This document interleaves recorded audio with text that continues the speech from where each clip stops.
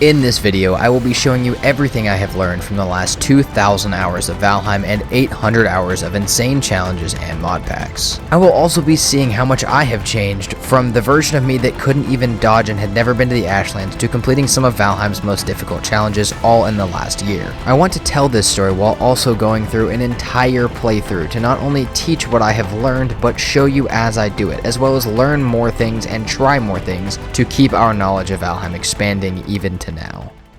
As I drop in and get started here, these are going to be tips anything from late game to early game, things you probably knew to things you've never heard of, and they come from every origin. They come from speedrunning, they come from modded, they come from normal, and all of it has helped me go from the Valheim player that literally could not figure out the game's base mechanics, didn't understand how anything worked, and hadn't been to half the biomes, to doing some of Valheim's most difficult challenges and having fun with some of the craziest mod packs in Valheim, as well as being able to teach my friends and some of you guys how to play better. Every time something comes up that I've learned that you guys have taught me or that I can even take a chance to learn from now, I will talk to you guys about it. We'll see how it helps, what it helps, and when you can actually use it. And throughout this entire episode, I'm also going to be finding new things that even up until now I did not know or I had not tried that make the game even easier. The idea of this is to see how much easier has a full playthrough of Valheim gotten for me. I've done permadeath, I've done crazy mods, I've done Valheim's hardest settings, I've done all sorts of stuff. And how easy does doing all of those comparatively make a playthrough like this? A base playthrough with nothing wrong with it, just completely normal Valheim stuff. How much easier does that actually get? Well, we're gonna have to see. But we're gonna start, I'll talk and voice over parts that I realize I missed, and you guys will hear me talking while I'm playing as well. And we'll make it as comprehensive as I can to give you guys every single tip that I have picked up from you guys, from myself, and from every other source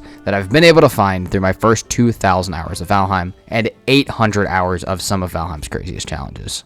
Let's talk about a couple of the really basic things that I learned early into this, and I mean, I may have had some knowledge of it, but I never realized how important certain things were.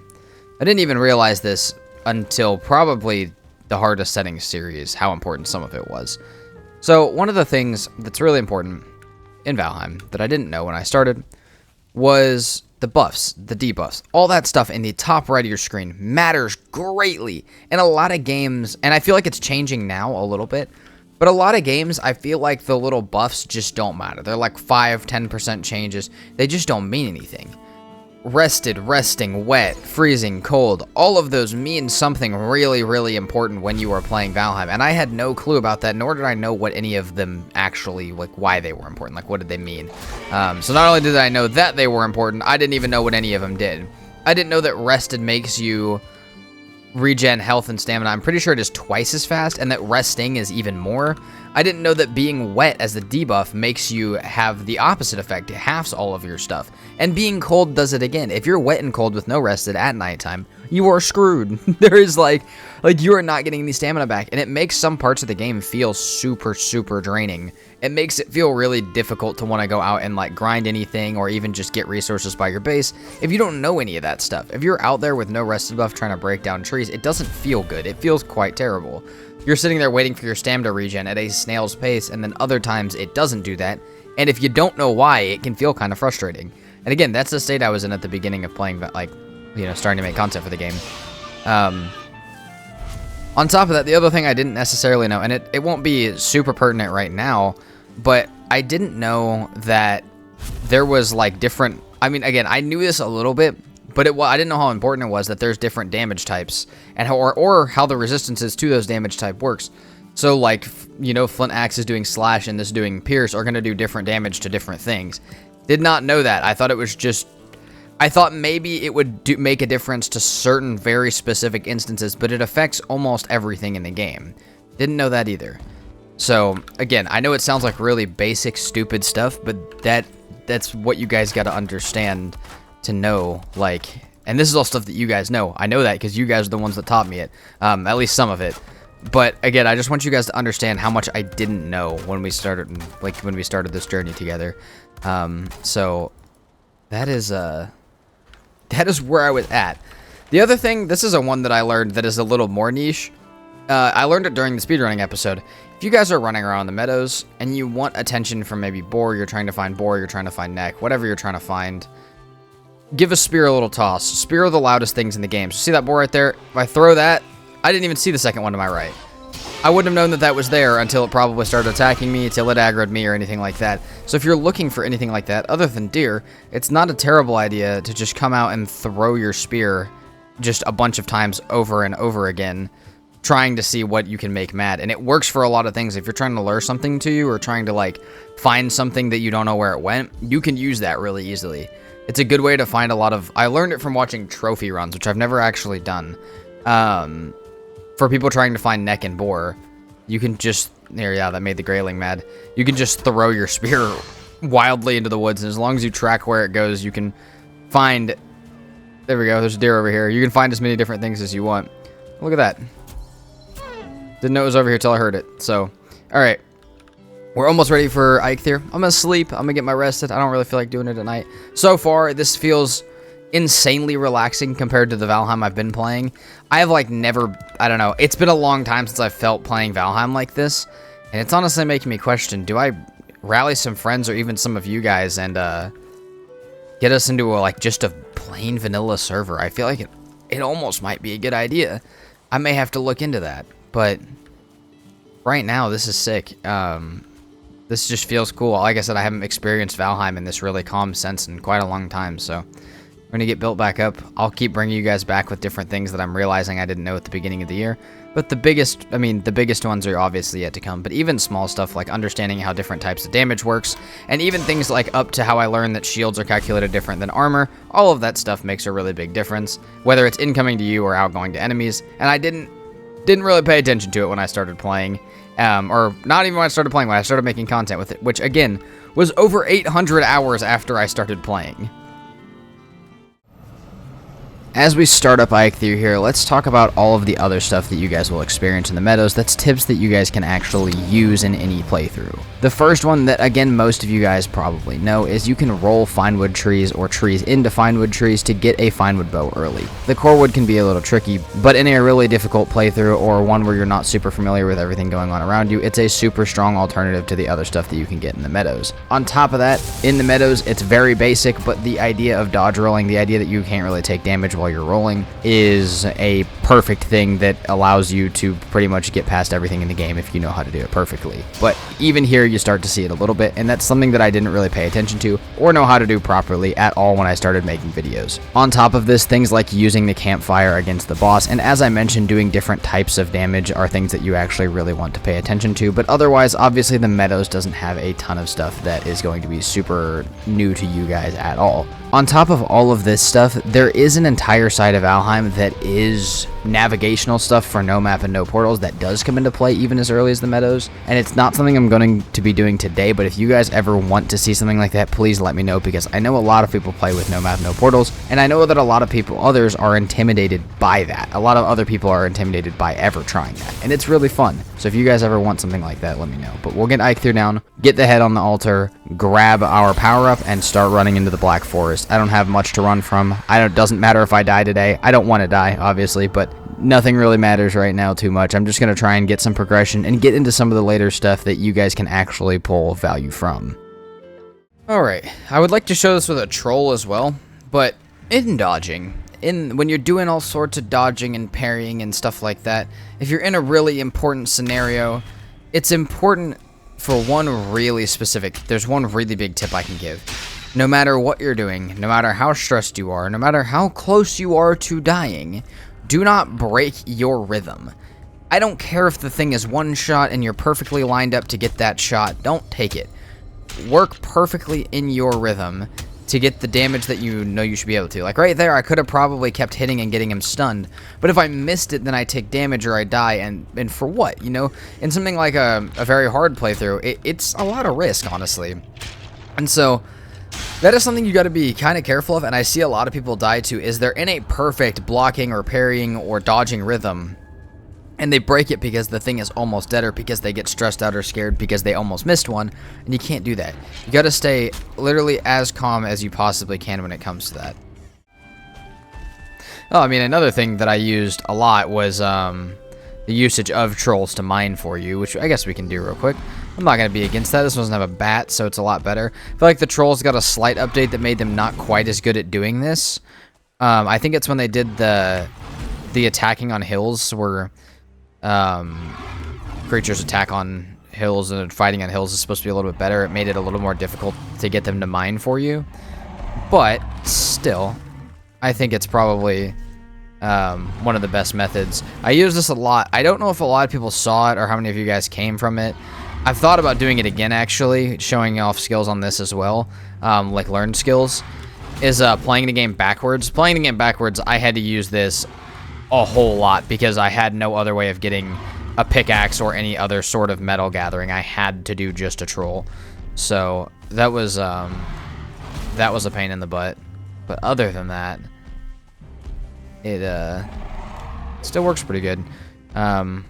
Again, dodge roll mechanic. It's important. Keeps you safe.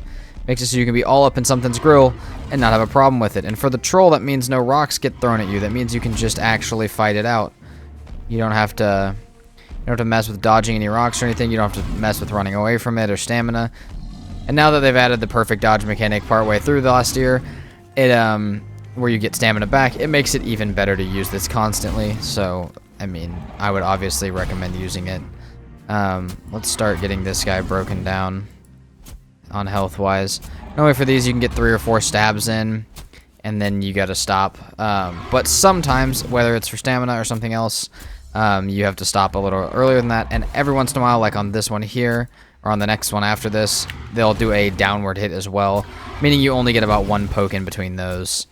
But, you know, again, you keep your rhythm, you watch your stamina, and if you practice a whole bunch, you really shouldn't be getting hit by too much, unless it's a really odd scenario. But every single thing like this, whether you use it or not, is a tool in your bag to keep you alive when you need it, whether that's all the time or almost never.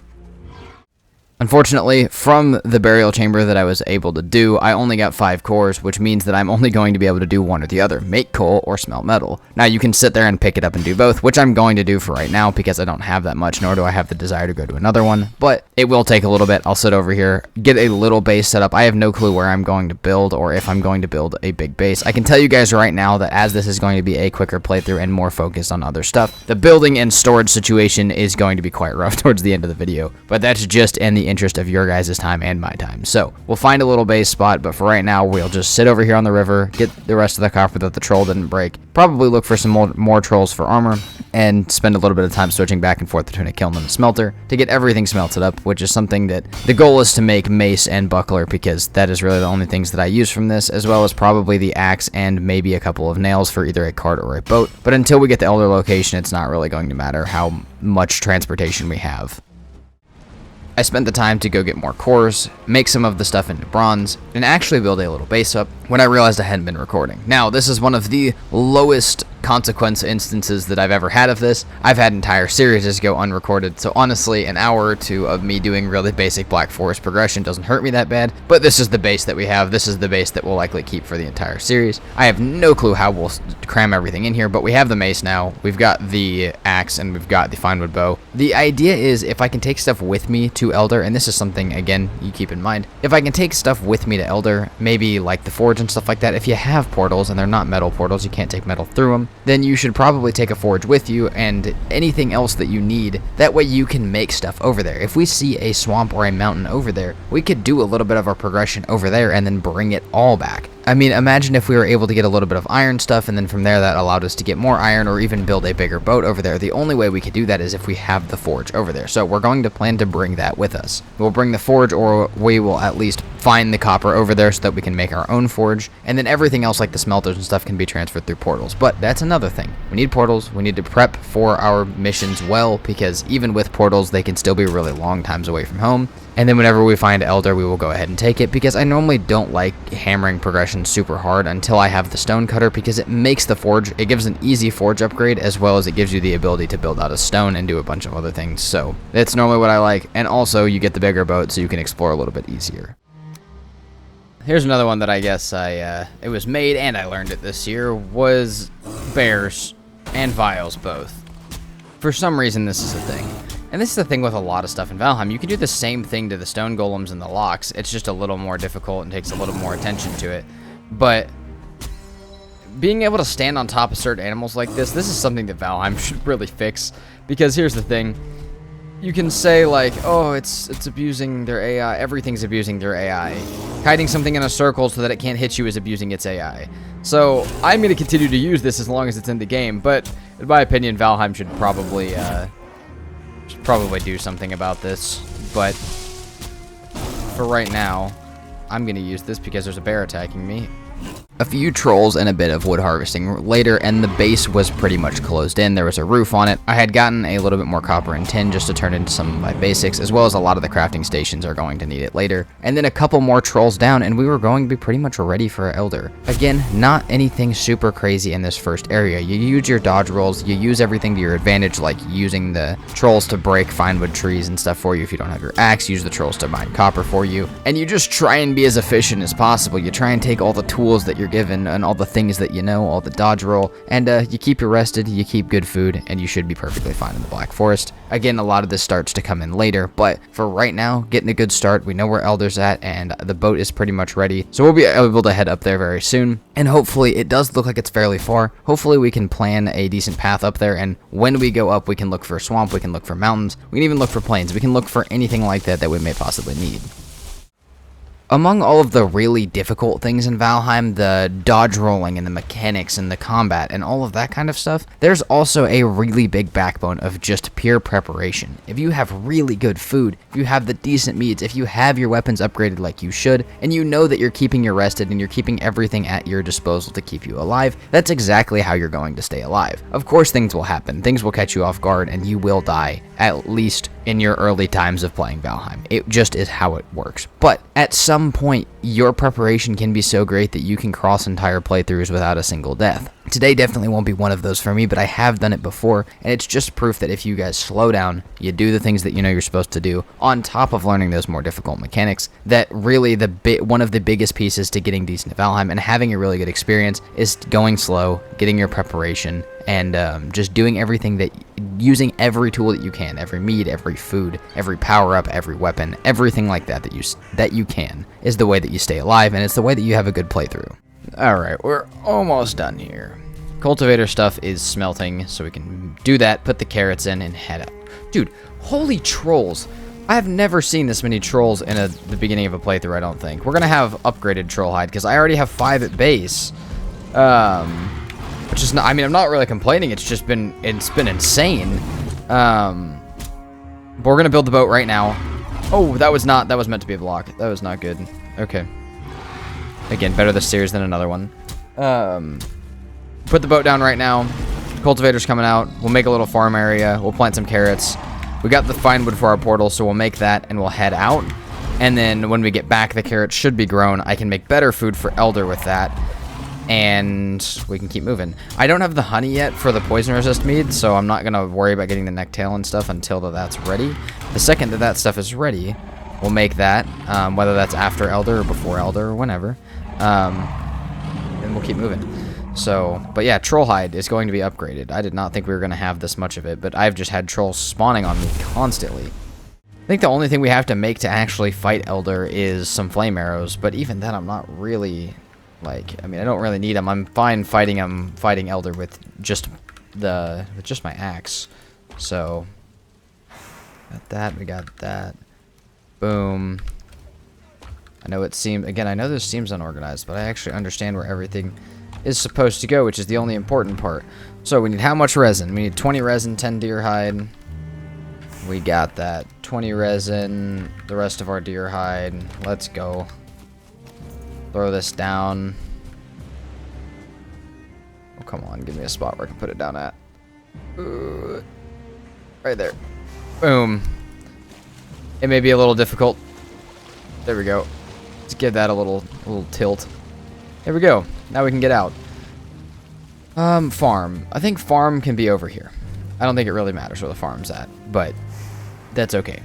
So, we got this, we got that. Look at this little base. I mean, this is honestly a super functional little base. It's small, like it's really small, but it's nice. So, we have this. We just got to get the tin smelted up now. And we're going to make our cultivator, plant our stuff, and head out to Elder. And make sure we still have all the fine wood. Yeah, we still got all the fine wood and everything for the portals, so we are set up to do this. while we head out for Elder really quickly, I want to explain something that's going to come up a whole bunch and will matter to every single playthrough that you guys do if you pay attention to it, and will matter to this one a lot. As we get into every later biome past this one, you start to talk about effects and things like being resistant to something or being weak to something. Now, that's obviously a very clear-cut thing. You take more damage or you do more damage to something if it's weak to you. Makes sense. For a very basic example, you have something like a club doing blunt damage. A skeleton is weak to that where it is resistant to pierce damage, so obviously the club is the better choice. Keeping that in mind for certain biomes and stuff like that is a really good thing. You could go after Seekers in the Mistlands with just obsidian arrows or needle arrows, but you're much better off to go after them with frost arrows, because not only does it slow them down, but it does more damage as they are not resistant to frost. Paying attention to things like that can get you a lot further in a lot of the different biomes, as a lot of the things in biomes are all either weak or resistant to the same things. It's not always like that, but a lot of it's like that. If you head into the swamp, you should bring a mace, because it does blunt damage to not only bone mass, but also blobs and skeletons that are all there, and Draugrs aren't resistant to it, meaning that you can still do decent damage to them. That being said, though, there is a tier of this that you can pay attention to that is a more complicated understanding of how Valheim does this system. So there is everything from taking no damage from something to I think twice as much damage from something. And it goes in a order of like immune, resistant. You have immunity, which is like you don't take damage at all. Then you have very resistant, which means you only take 25% damage. That's something like Yagluth is very resistant to pierce. Then you have regular resistance, which means you only take half damage. Slightly resistant means you take 25% less damage. And then the same going the other way. Slightly weak is 25% more damage all the way up to what I think would be double or triple damage on a very weak. The way that Valheim organizes this, though, is very, very important, because whatever gives you or whatever you're fighting the best chance of living is what you get. So if I am both very weak to fire because of something I have on, and I'm resistant to fire, I'm only resistant to fire. I'm not both. It doesn't calculate both. It only does one. So as you're building your armor sets, as you're building your things, and as you're looking at different biomes and what each thing is resistant and weak to, that is how that works, and it is something you have to pay attention to. Again, the later you get in the game, the more important it becomes, because things like a feather cape make you very, very weak to fire, but then if you just throw a fire resistance meat on top of that, not only does it mitigate it, but it also gives you the regular amount of fire resistance, as if you didn't have the cape on at all. Man, I don't know if this island could be any more perfect. We're looking at not only a beautiful, ginormous mountain range next to Elder, but also a huge swamp over there. I mean, if we have the poison resistance meat and we make some decent food, we could pull off kind of a crazy play here. I don't know if I will, but I might try it. Oh, this is going to make it difficult to get there, though. And we may... I mean, we're sitting on some ridiculous mountains over here. Oh, we may have to go through the swamp. That's no fun. It's not fun at all. What I was thinking, though, is we could make a forge over here, get it upgraded to level 2 or 3, get some smelters over here alongside, we have the ones back at base, obviously, and we could smelt up 20 iron, make a pickaxe and a stag breaker, and go and make a frost resistance mead and go up just straight into the mountain. I mean, is that plains? What is happening out here? Man, we may have to build out here. This is a cool area. Yeah, that is indeed plains. We are going to need it. Oh, we don't have enough stuff for this. I would really like to build a base over here. Okay, how about this? How about we put the portal over here? It may be a little odd to put the portal down right here, but I think it's going to be worth. Nope. Caps lock. There we go. Make sure that connects. Maybe we'll put this down for a second. We'll make a bed, and then we'll go over. We may need to go back and get more food and arrows real quick, though. Yeah, let's do that. Let's go back and get more food and arrows.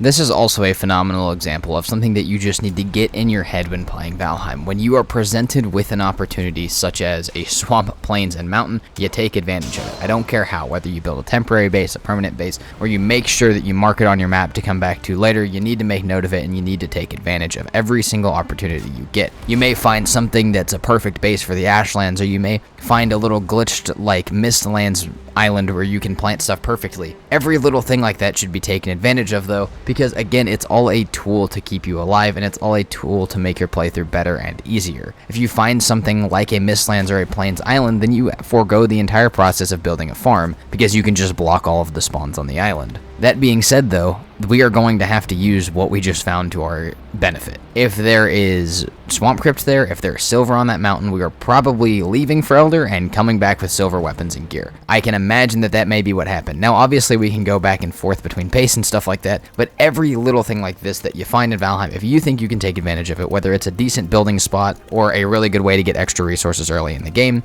it is something that you should take advantage of. It could be literally anything, but that is another little thing you just got to get in your head. It's like the preparation thing. If you don't do it, it just makes the game so much harder and so much less enjoyable, when it's something that's fairly easy to keep in mind while you're just playing. It doesn't take a lot of thought. It's not super difficult. You just have to keep it in mind as you go through your entire Valheim playthrough. As far as using this to my advantage, I was able to get black metal, guck, blood bags, and needles, and a whole bunch of other just random things from these biomes. And again, it's something that really helps you go further into it, and you guys will see how it impacts us later in the playthrough. The other thing that you should really watch out for if you get a situation like this where you're in the later biomes earlier, number one, put a bed down or a portal down, or maybe both, because if you die, it's not going to be that fun to get your stuff back. It's not fun running naked through the plains with no decent food. It's not fun running naked through the plains ever, but specifically when you don't have any food or skill to run, it's a problem. But the other thing that you should look for is easy structures or stuff you can grab. We got cloudberries, we got stuff for meads, we got stuff for way later game stuff than we would ever be able to make right now, just because we were grabbing stuff on a path we were already going to have to run. Structures like the Mistlands ones, like the Mistland bridges, can give you, if you have a stonecutter, you can get iron and black marble really easily, even if you just do it with like a stag breaker or something like that. It'd take longer, a stonecutter's better, but you can use stuff like that to get resources a lot earlier, or just in really odd ways if you're in an odd pinch.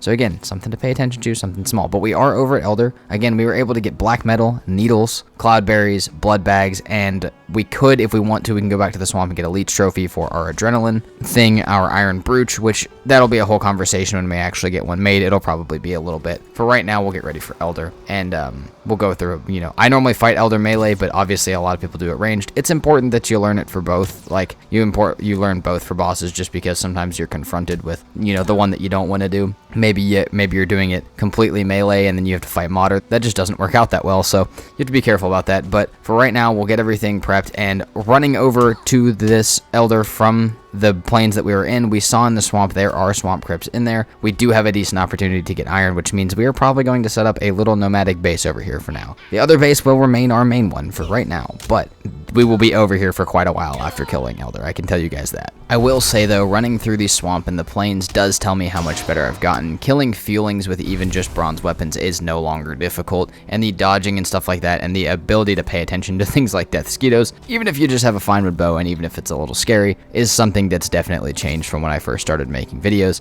And it's something that I think, I don't know, I've benefited from in every single series, is being able to stay calm and fight things that are way out of my league, just by knowing the rhythm at which they hit, and knowing that if I take it slow enough that I should be able to kill every single thing. Even if it's fuelings with my fist, it is still possible. You just have to take it slow and make sure you don't get overwhelmed by things like how quickly they're hitting, or by a bunch of other mobs by running somewhere that you shouldn't be. We are going to use campfires to start. No bonfires, just campfires. Oh wow, that's like right on my portal, huh? Same thing, we just want to kind of repair them and have it stand on them. Whenever it breaks out, we'll stop using them. It doesn't really bother me to use them though. I know it bothers some people, but I mean, it is a type of damage in the game. It does not bother me that much. See, Elder's already going to break out of it. No problem.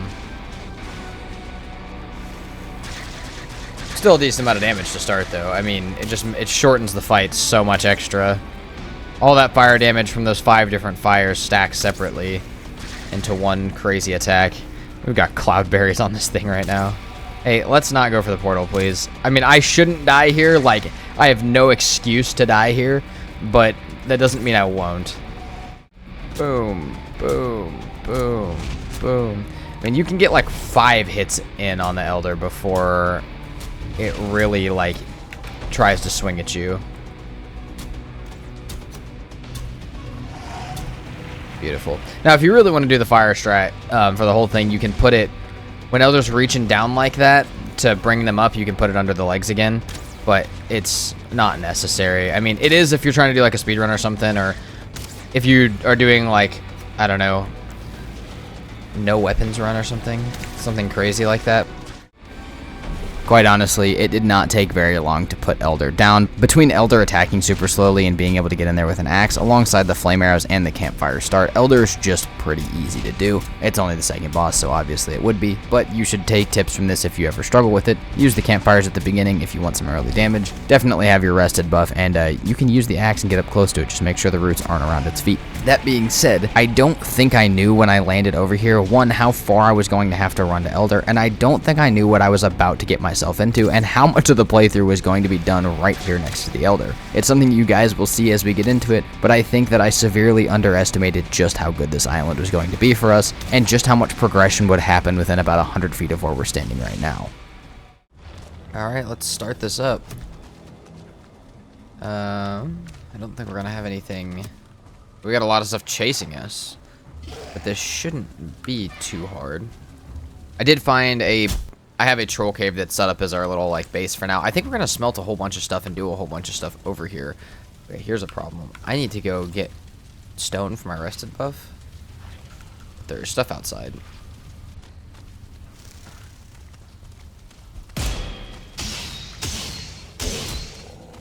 Ouch.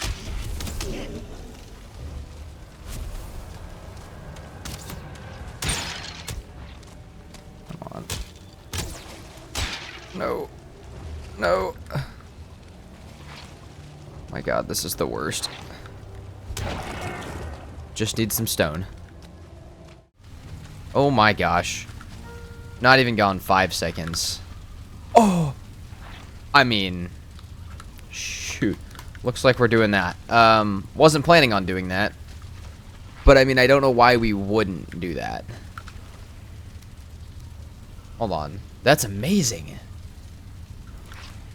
We'll put 10 of this in here. We'll come back and get the 12. Drop that. Drop that. Okay. Dude, that's crazy. Okay, so bone mass is here with us. We already have enough iron to make a mace. I almost think what I'm going to do, and this is going to be a little different from the plan I literally just laid out, but there's, I mean, you got to roll with the punches sometimes. That's not even punches. That's like the opposite. But I think what I'm going to do actually is make the mace and get it upgraded once or twice. And then we'll go straight for bone mass, seeing as I already have the poison resist. And from there we'll go for the, I mean, then we'll actually just have the stuff to find silver. We don't even have to be playing the guessing game up there. We'll just have all of the stuff to do it. Again, if you get given things, you need to, well, take advantage of them. And seeing as I had the bone mass location and the iron to make a mace pretty quickly, as well as this was a very good swamp crypt and there was tons of others around, I had a decent plan. I had a little base, as I already previously mentioned, in a troll cave just in the entrance of it. The idea is to use the portal that I used to get to Elder to go back to base, grab our smelters, bring them over here. We can get 6 copper, smelt it into a forge, smelt some iron, make a stone cutter, use the stone cutter to make a forge upgrade, and then we can make a mace, a pickaxe, and whatever else we want. We already had a poison mead going back at base, and seeing as we've gotten the blood bags from over here, we can actually already make a frost mead as well, meaning that we'll actually be already progressing towards the mountains pretty quickly. Again, this is a quick playthrough. It's not really a speed run, but it will be going and moving pretty quickly, at least as quick as I can bear for like a normal playthrough of the game. So this entire little base will be a little resting area, maybe a spawn point just in case our portal gets broken or in case we have to move it, and then we'll get a forge, a workbench, and we'll start to smelt some stuff. We'll probably spend a lot of time over here smelting stuff, but even in the meantime, or a time when I don't have any metal, or if I'm back at base, I can use the kiln back at base to make coal, or I can bring it here to make coal, and we'll just start to work towards a decent iron setup. I'm totally fine and comfortable doing bone mass with the poison mead and troll hide, so if we get a decent iron mace, it shouldn't actually be very long before we can do that. We need a couple withered bones and nothing else. But again, if you're gonna take advantage of these scenarios, if you're gonna sit over here and do it, you gotta do it. So I also don't like the swamp. I'm down to get right past it, and then we have a decent mountains and an okay sized plains right next to us that will allow for further progression even past that. Meaning, yeah, the trip we left for Elder is probably going to carry us into the mountains.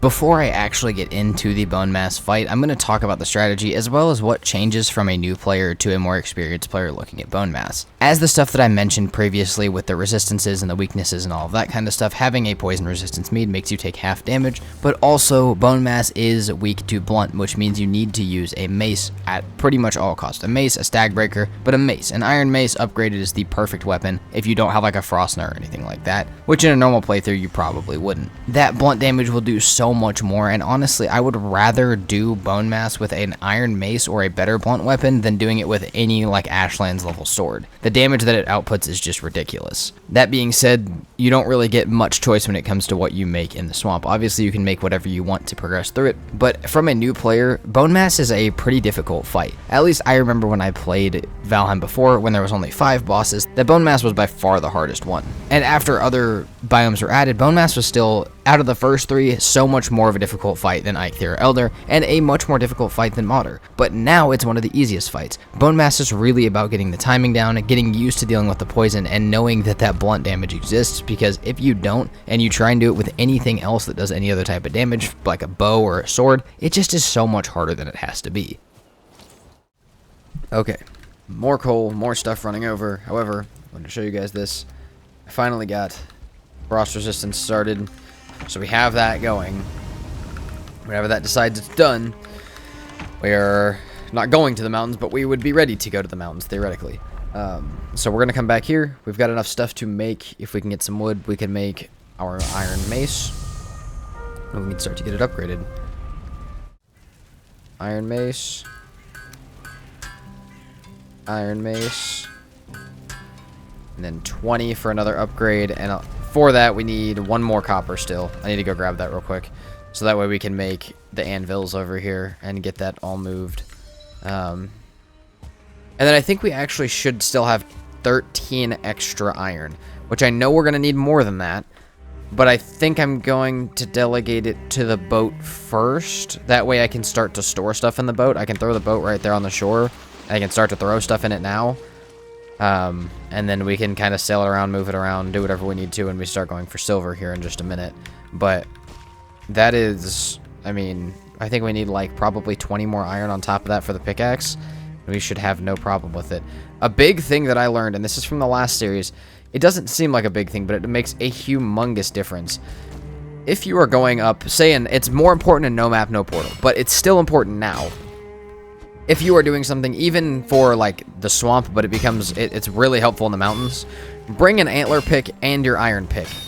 Use the antler pick to break around all of the stuff. Use the iron pick to break the silver itself. That way you have a life, like, you have the iron pick's lifetime could break like 30 silver nodes like that. You could break as much silver as you wanted, and you could just use a workbench to repair this over and over. So that way if you don't have a portal or something up there, then you're fine. Now, if you have a portal, obviously you can teleport back, repair, and it doesn't matter. But during like no map, no portals, that kind of stuff, I guess no map doesn't really affect it, but no portals, or even just a normal run where you don't have a portal up there or right next to you all the time, it's not a bad idea. It stops you from having to bring a forge up and stuff like that.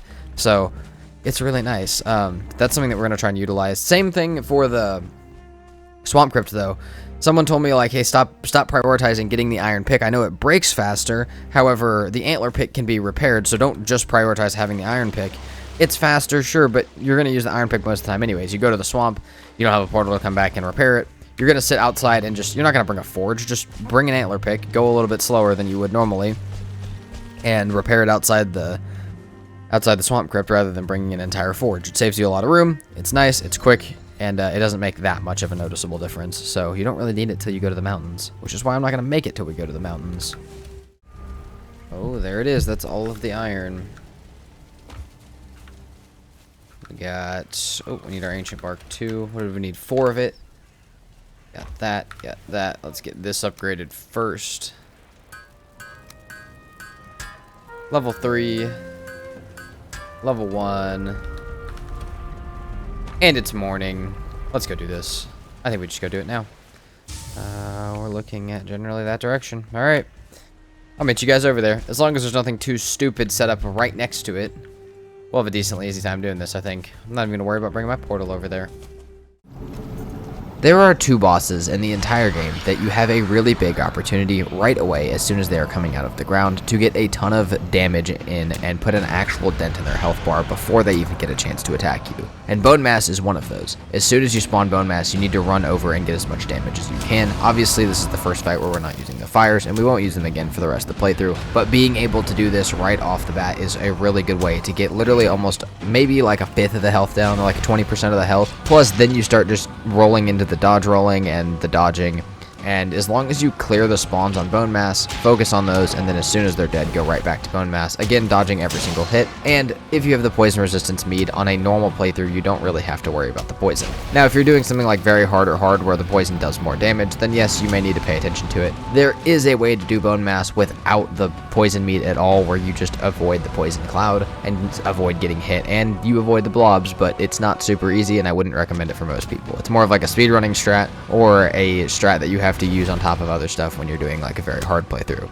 That being said though, Bone Mass with the knowledge of having the blunt weapons, which again is not something I knew when I started playing, on top of poison resistance, the dodging, and getting that really big jump on Bone Mass when he's coming out of the ground, there's really no way to lose during this fight. You may get hit once or twice, but even then, even with Troll Hide, Bone Mass really doesn't do that much damage. So again, I know it's a difficult fight for a lot of newer players, but if you get these couple things down, it makes the fight significantly easier. With Bone Mass cleared, I do have a few more things I need to do in this swamp. If I could kill some abominations using these core spawners, that would be nice, but either way I need to mine out the bottom of these to get them to just drop cores and coal constantly. That way when I do start smelting silver, I'll have more stuff for smelters, and I'll have coal already in a chest. That being said, I do need a little bit more iron to make it the iron pickaxe, and then we can take the wishbone. Our frost resistance meat is done, so we can head up as soon as we want to. And again, I still, even now, I don't even think I knew how much time and how much of the playthrough was going to be spent on this little island for an Elder run. Obviously, Bone Mass being over here changed a lot of it, but there's a chance that if we get a decent amount of silver stuff, that not only could we be geared for Modder by the time we leave this island, but we could be geared for Yagloth because we use a silver sword for that as well. I'll explain why later, but it just has to do with the damage types. But yes, if we get a good silver sword and a decent Draugr, not only will we be almost done and ready to do Modder, but we'll be on the same path for Yagloth as well. Heading into the mountain, and pretty much every biome, but the mountain is the first one where you really start to see it, you need to have what set you're going to make and what weapons you're going to make kind of planned out before you go up there. Now obviously if you are a new player to the game, that's not going to be something that you have just in your head, but if you've played through a few times or have played a decent amount, or have even checked out the wiki before you go to a biome for the first time, you should just see what you're planning on making. That way you know what you should be keeping and aiming for. In my case currently, I want to make the Fenris set because I've almost never ran it, and I almost never run the light sets for any of the boss fights. And so as I test for how good that is, as well as just to try out something new for once, I want to build that set. Well, knowing that, I don't need Drake heads when I'm inside of here, and I also need to find more frost caves than you normally would need to. On top of that, I'm going to need a bunch of wolf hide, and I'm going to need to keep the leather scraps from the bats in those caves. These are all things to keep in mind because that may be different than how I play normally. Normally I throw the leather scraps and I'm not too worried about wolf hide, and I'm always gunning for the Drake trophies. I don't need to do any of that this time. I need to do quite the opposite. So we'll try and find the silver stuff for our silver sword and Draugr, and then we'll try and find a couple of frost caves, both because they're really good to keep a portal in, but also because we need it for our armor set. And you also want to plan things like what piece you're going to make first. For the Fenris set, it's pretty obvious. The first piece you want to make is the chest because, well, it's the only frost resistance piece, and it still gives you the same amount of movement speed as everything else. But yes, this playthrough, just because I want to learn new stuff and I want to try new stuff on top of the stuff that I've already learned in these 2,000 hours of playing, I really want to try and use the lighter armor sets and go more for what the armor does for you rather than how much protection it gives you, because once we hit something like the Mistlands and I start using magic for probably the first time in a playthrough, we'll be sitting with a different type of protection than just armor. That looks like another down area, which is promising. Waterstone. Holy shit. The luck this video is absolutely insane. Watch it be on this island somewhere. I mean, there's been 3 mountain ranges on this island, so I feel like it's not necessarily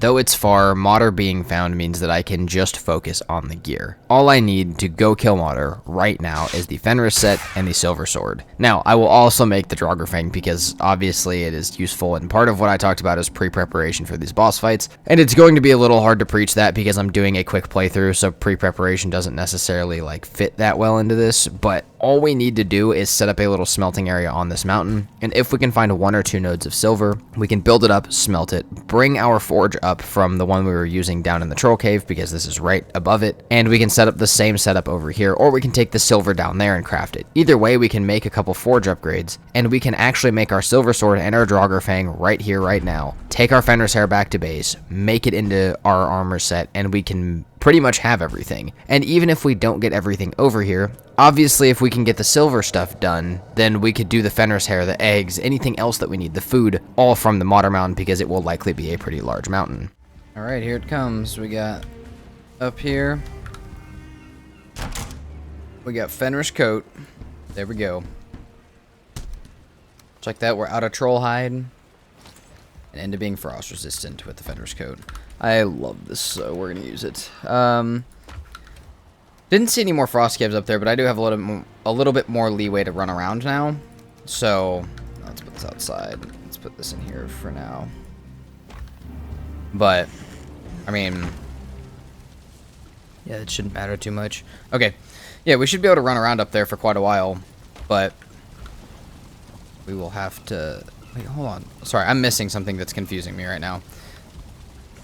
We'll just run around up there for a little bit. We have the silver. I mean, we are going to go grab our iron pick so we can start mining silver, but we do need to find more of the caves. I'm trying to think, what am I missing from the healing meads?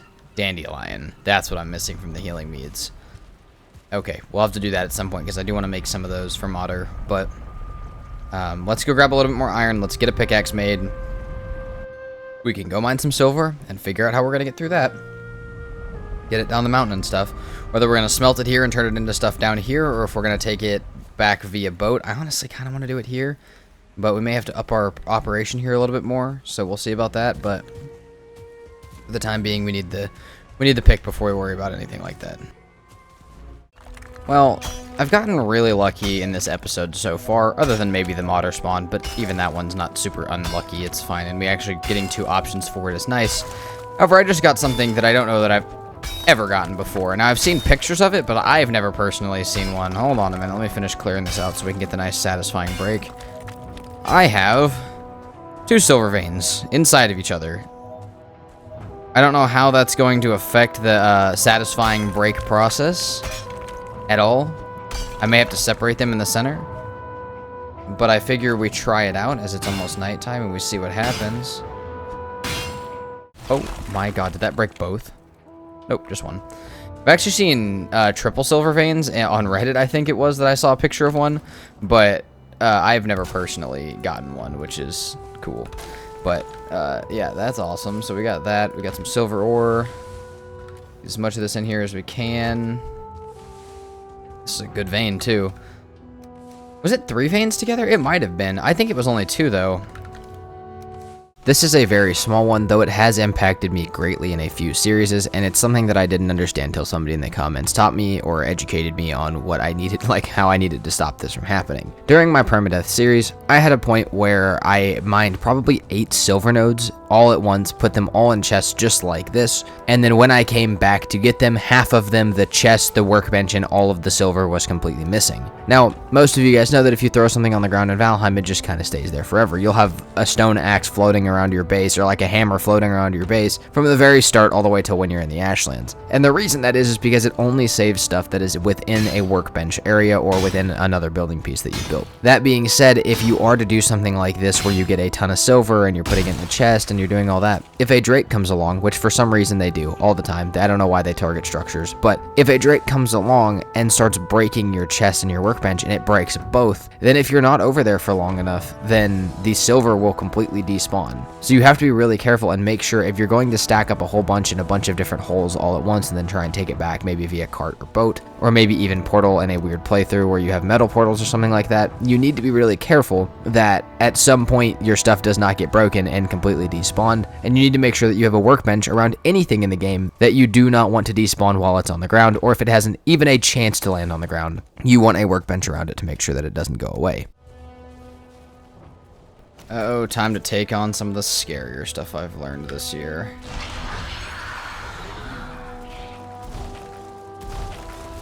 One of them is that Iron Mace is extremely effective against Stone Golem. One of the most effective weapons against Stone Golem, more than a Silver Sword or anything else like that. But the Stone Golem, like anything else, has the same type of thing. It's actually less scary to fight one of these for me than it is to fight a wolf, because I understand this one's attack pattern. It's so much more dodgeable than the wolf's one is. We get one more hit here, and then we have a way longer pause to do damage in which case it won't matter for me right now. But that some of those like harder ones are ones that I've had to really get down with. They're terrifying. Some of those fights, like Stone Golems, are just so scary. But one of the biggest things that I've learned is that even scary giant stuff like that, in the right scenario, I almost tried it there, but I'm just not at the kind of health to be trying it, in case I mess it up. You can parry Stone Golems with an Iron Buckler and an Iron Mace, and then you can actually stun lock them, like all sorts of stuff like that. Even if they're big scary things, all of them have a decently predictable hit pattern that can be countered. What are we looking at here? Oh, yeah, we can make it. Cool. Didn't even ever grab the other stuff. 10 silver, 2 more deer hide, and we're good to go on that as well. So, we'll throw this back at base for now. How much ancient bark are we looking at for this? 5. Okay, so we do need more of that for sure. But for right now, we can smelt up almost another 20. So let's drop that in there. Take this back to base to turn into coal. And we'll put 10 more in for right now. Upgrade. And upgrade. Did not think I had the stuff for both of those. And then at that point, we need so much other stuff. I think a level 3 Draugr and a level... Oh, is it the same for the sword? 2 for that. 3 for that. Oh shit. Hold on. Okay, 3 for that. We may need one more upgrade. But even a level 2 sword, a level 3 Draugr, we bring this stuff back and we can consolidate everything at base and make a fully upgraded forge to where I can finish making this stuff. That doesn't bother me too much. That actually sounds like a pretty nice idea. From this point, I was going to do a few more things, and then I didn't know it, but I was going to be gone from this playthrough for almost a month, just doing hardest settings, which, by the way, it's coming back. I know it's been like 2 weeks. Just hold on. I've got a different plan for it, which may scare you, but I promise it's a good thing. But I was gone for a while, and this is where, if you guys are going to be doing a ton of different playthroughs, if you guys are going to be doing a ton of different things, or taking time off between things, or honestly, just as a helpful tip to keep your playthroughs organized, you guys should always use the same couple systems. I don't care how you do it, just make sure that you understand how it works. You use a storage system that you understand how it works. Maybe you put all the hides together, maybe you put all the meadows mob drops together, maybe you, I don't know, whatever you do, however you do it, do something that makes sense. That way if you're gone for a long time, when you come back, it all makes sense to you. On top of that, do the same thing if you have a map, do the same thing for map markers, so make sure that all of your map markers mean the same thing in every playthrough. For me, there's the portals one, and then I use the dot for resources, and if there's a bunch of different resources, I name them, and then I use the little like cross-shaped like T thing for either dungeons or like charred fortresses in the Ashlands. So, and then I use the campfire for where my boat is at or where there's a diverger structure, and then I use the house for my home. If you have a little system built up like that, then when you've been gone for even a month, then you understand how the playthrough is still working. And on top of that, also build a portal system. If you have something where you need to rename your portals constantly, try and rename them the same thing in every different playthrough that you do. For me, like M1 is always my first mountain that I go to, and it will move around the map with me, but I know that pretty much even if I went back to some of my first playthroughs before I was making YouTube, that I could type in M1 and it would take me to a mountain somewhere on the map. So anything like that that you can do, like I said, it's just something that will help. Even if you're not going to be taking a big break, it will help all your playthroughs feel kind of consistent, like you can build on them one at a time. But if you're going to be doing a whole bunch of different ones, or you're playing on a whole bunch of different servers, it's definitely something you guys want to keep in mind. Ran our iron up here, and we got a silver sword. Kaboom. Beautiful. Upgrading that is going to look like, yeah, 20 silver. Expensive. That's what it's going to look like. But hey, we still have plenty of coal up here. It's going to be 20, 40, and then 60 silver, so 120. We have 60, 78.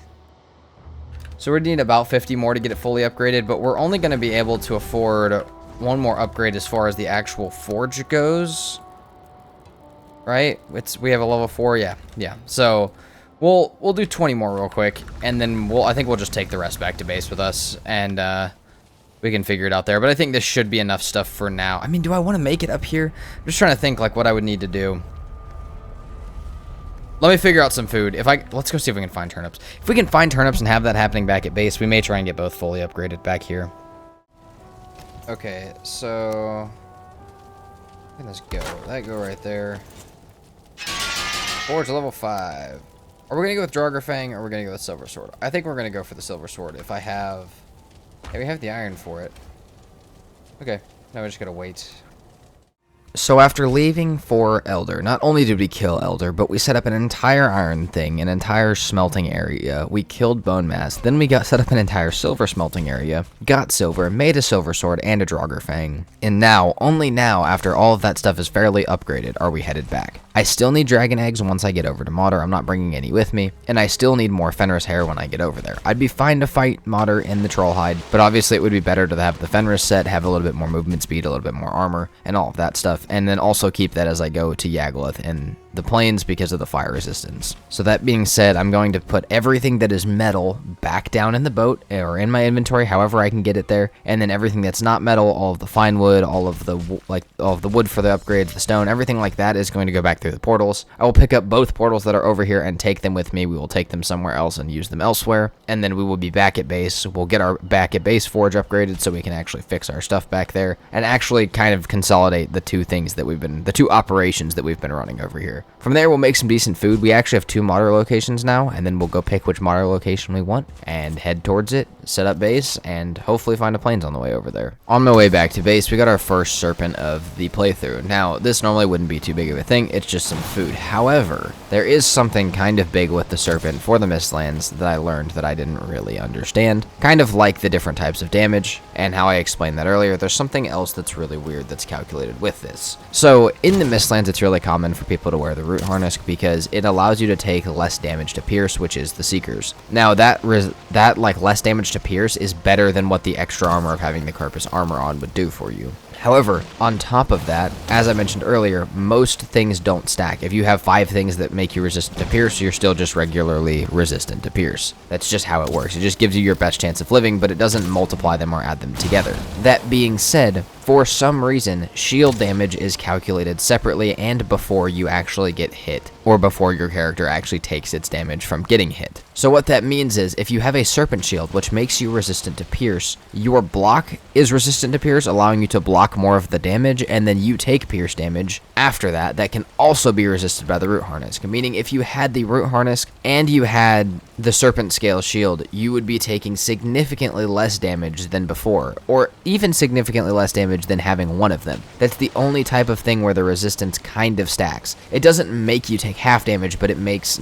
the shield take less damage, allowing it to block more for you, and then it makes you take less damage from the pierce itself. So if I can, the idea would be to have a serpent shield and a root harness for the Mistlands. And even if I can't, that's something you guys should keep in mind. And it's something that, again, doesn't really come into play or be super needed until you get into like harder settings or mods. But even if you are in a base playthrough, it might be something to keep in mind because it does change it quite a bit. Alright, here's the move. I got some stuff replanted. I got all the stuff moved off the boat, all the stuff we just brought back. I need to upgrade our forge real quick so that I can actually fix everything.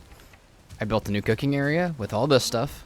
The stuff that's replanted will go to making the spice rack. I need to grab ancient bark, and that will lead to me being able to make my butcher table. And then I'll be able to make better food, so we won't have to worry about that anymore. And we have serpent meat for serpent meat stew, so we can do serpent meat stew, and some ice cream, and that's what we'll fight Modder with. On top of that, we can clear out some of this area, or we can make it into a quick meat like area for like wolf meat and stuff.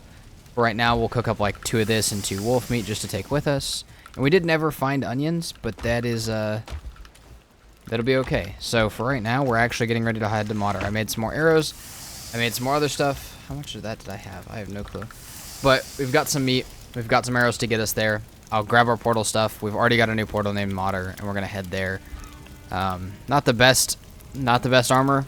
But whether I find more or not there, it's whatever. We should be fine. We'll obviously need better for the plains, but we just have to see. I mean, I could fight Yagluth with this. I just would rather not. It would make it very high stakes. So, all right, we've got some food. We've got some other stuff. I think we're sleeping. Make sure I know my portal stuff is in my inventory and what I have it named. And then we go. Well, I may have greatly overestimated this mountain. There's a modder, obviously, up here.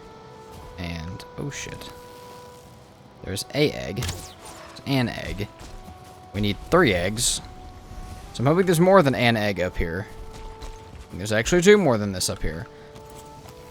Now, while I solve this egg dilemma, I need to run around the mountain and see if there's a few more up here. And if not, we're going to have to go to a different mountain, which if we bring another portal for, actually might be helpful to us. But for the time being, I was starting to notice that my bow skill was not nearly high enough on this character, likely because we're going kind of fast through this playthrough. That being said, though, I don't think I've expressed the importantness of skill that I've learned in the past year of making videos and playing Valheim. When I started making videos for Valheim, I really thought that like certain bows just shot faster. Like I thought the Ash Fang just shot faster, and it might shoot slightly faster, but it's actually just because your bow skill makes you shoot faster, and obviously by the time you're in the Ashlands, hopefully it's higher than when you had the crude bow. That being said, they now obviously have the training dummy and the archery target. The best way to level bow skill is to just sit there with a bunch of wooden arrows and spam from, just go as close to the training dummy as you can and spam all of your arrows out. No, you don't get your arrows back, but you do get a ton of bow skill more because you're not shooting a structure, you're shooting what would be considered an enemy. Doing that with like 500 arrows can get your bow skill from like level 0 to like level 40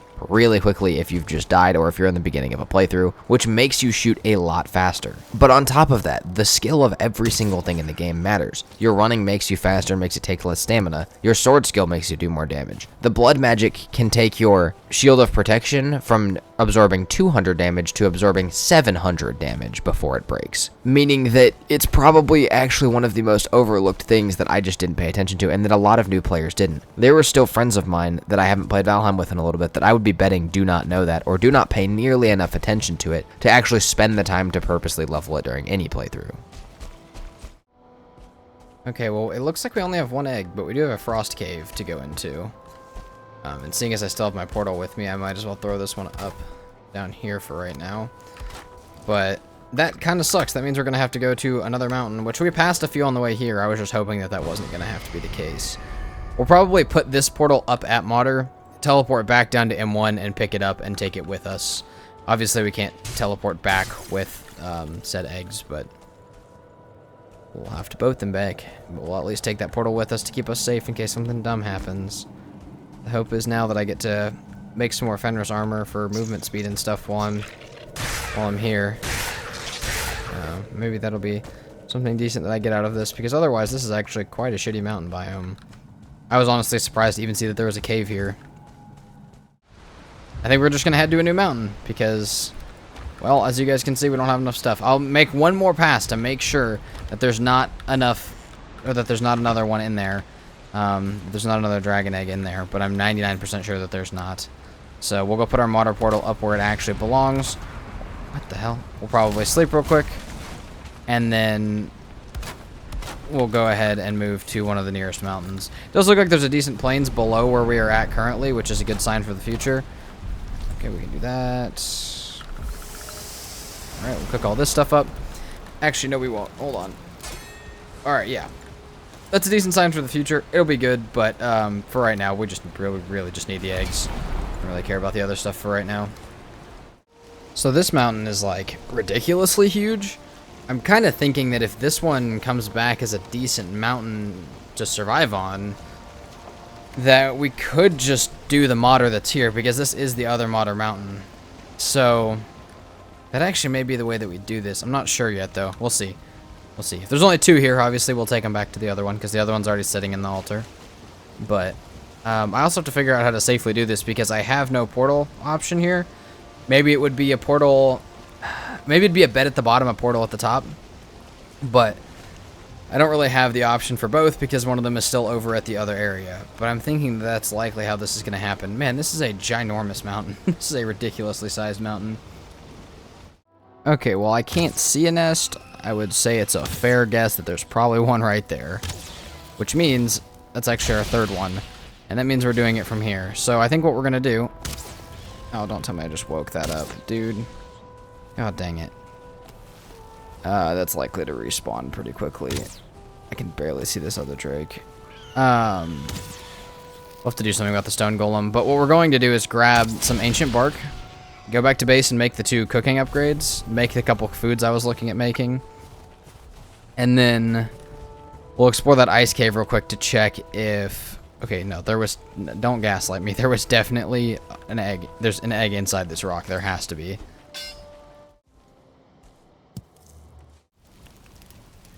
Now this is an interesting scenario where I'm pretty much ready for the boss except for food and armor, but all of my weapons are ready, and normally it's pretty backwards from that. I'm going to try and use serpent meat on top of serpent stew because that is one of the best combos you can get all the way probably even into the plains or further, and obviously all you need is some serpent meat, mushrooms, and honey, which is really easy to get that stat going, and then you throw some stamina food like ice cream on there and you have a decent build for even like Yagluth or Modder. In this case, obviously Modder. So I'm going to get that stuff ready. But I have to be kind of careful. I don't have any onions, and I still don't have all of my Fenris stuff. I have a little bit. I have the hood now, but I don't have everything that I need to have the entire set buff, and I also don't have the armor from all of that. Now, the armor between that and Trollhide's not that different, but it's already a light armor set, and running it like this is going to make it even lighter. I will say before we start Modder, though, that while most people approach Modder as a ranged fight, something that I've learned really helps, and something that you guys should try and do if you can, and it works better in, like, you know, go into creative, spawn the stuff, and then try it. Get used to it a little bit.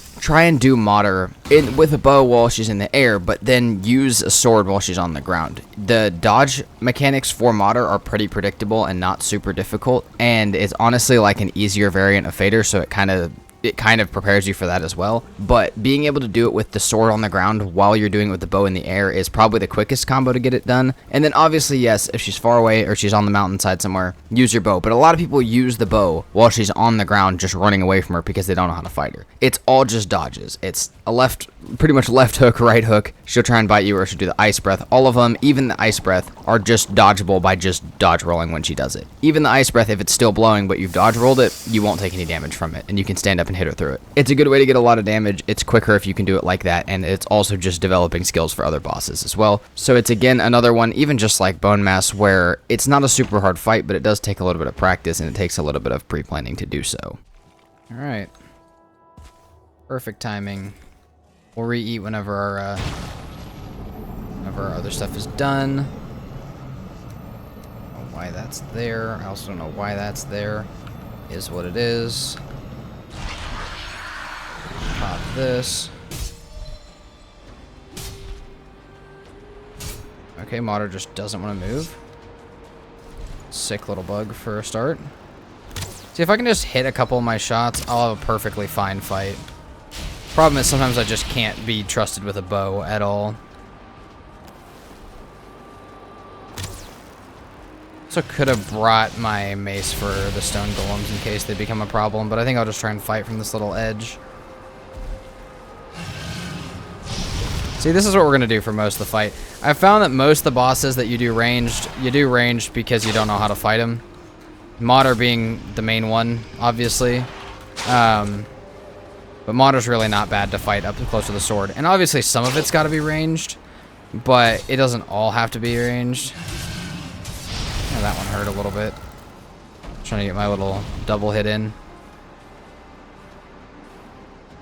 Are we gonna go? But literally all of them, even the long breath attack that seems like it would hurt you for way more than it does, is making way more time than it would, is still just a dodge roll away from being completely nothing to you if you can get it at the right time.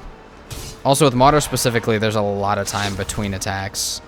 So you can normally get 2 attacks in. The only thing you really have to be careful of is the quick head attack. But other than that, it's not bad at all.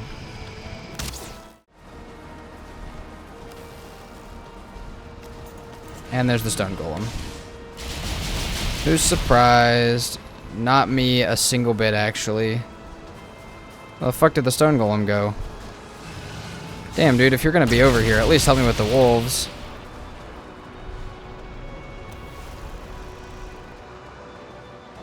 This could be a little bit disastrous, actually. Besides a couple of outside mobs getting in the way, the modder fight was just as easy as I explained. Shoot arrows in the air, dodge the attacks on the ground, and make sure to get as many hits in as possible. A lot of modders' attacks are multiple hits apart, meaning you can get like 2 or 3 stabs in with the silver sword, or you can get a good couple combos in if you have the time. Obviously use the visual cues and the sounds more than anything, but there is a decent amount of timing with this fight, and once you get it down, you can do damage way quicker than you could with just a bow. And the only thing that will really change from fight to fight is location and, you know, outside mobs. Today we had a rock golem, 2 wolves, and a couple drakes, which is about as bad as you can get. But even then, it's pretty predictable, and most of the times the other stuff in the boss fight will leave you alone after a bit. That being said, something that I learned this year that's really weird is that Modder is pretty much the only boss that you actually have to kill to beat Valheim, or to progress all the way through the Ashlands. Now, even without killing Modder, you can kill the final boss without anything. You can use a Crom and stuff like that, but Modder is the gateway to literally all of the endgame stuff. You can't smelt flame metal, make any decent food or gear without it, other than literally like the Crom and the Carpus Spear. That's pretty much all you can make without it. So this will unlock all of our stuff for the plains. We have a plains over. Remember, this is the second Modder location. I found 2 of them. First one only had 1 egg, this one had 3, so we just fought it over here. However, there's still a portal at the first one, and the first one has a giant plains under it. So we're gonna take a little break, go back, fix our stuff, eat some food, put everything away, and probably put up our artisan table, and then we will go back into that new plains and see if it's actually good enough to get us a decent amount of progression into the plains and start hunting for Yagluth, seeing as we already have most of the weapons and gear that we will use. The plains under the first Modder mountain that we visited was actually not too bad. It wasn't phenomenal. There was no Yagluth location. However, there was 2 villages down there. Now, there's a few things that we're going to have to catch up with here that are going to be different things that we have to do. But the biggest thing is right now, there's no boat over here. So I have to decide if this is going to be worth, you know, saving all the black metal and setting up a portal too and all of that stuff. But I think at the end of the day, even if I got all the way back to base, that at least I could have black metal here, keep it in a chest, and then bring my boat through the portal if I need it back. Or this is on the way back to base and I could just stop on the way back here. Either way, at some point we're going to have to boat back black metal. But for now, we can get some plants, whether we plant them or use them. We can clear these villages and we can get a little camp set up over here till I can figure out what I'm doing. So we're going to clear these villages, get everything set up, and then there is another plains under the Modder mountain that we actually fought on that is a little bit bigger that we can go check out. After clearing both of these villages, it was about time to head over to the one under the Modder that we actually fought. However, in these fights, I did want to showcase something that is small, but is something that I realized later is something that helps with just so many of the difficult mobs that are just not that fun to dodge. Wolves are hard to dodge, Seekers are hard to dodge, and Feelings, while they aren't hard to dodge, it's hard to stay close enough to them and hit them before they start running away.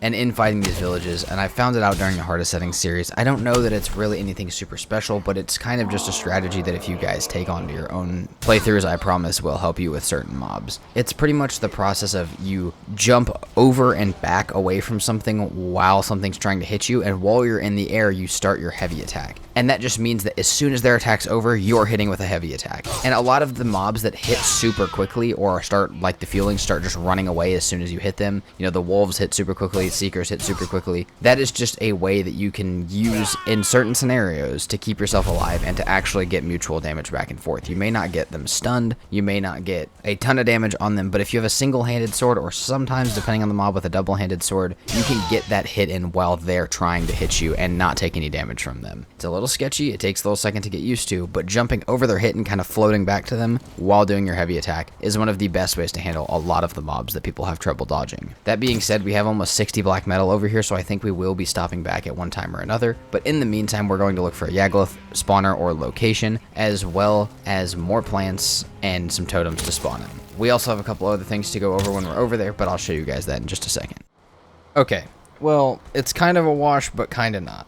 So over here, I see that there's a possibility for a totem there. I'm not really worried about it. There's definitely a totem over here. This is the bottom of the M1 mountain, the one where we fought Modder, but as you guys can see, we do have a swamp or a bog witch, which I do need, so I'm not going to complain too much. I was just talking about Ratosk meat. I don't know what it is. I'm not even going to try and say, oh, I learned this, or that it's a pattern that always emerges, but I feel like a good 70% of the time, Hildur and the bog witch are always holding hands. They're always like right next to each other. I don't know what it is about them, but they're always fairly close. Oh my god, that bird just scared the shit out of me. So that's something you guys can look out for, but yeah, I haven't really found anything else.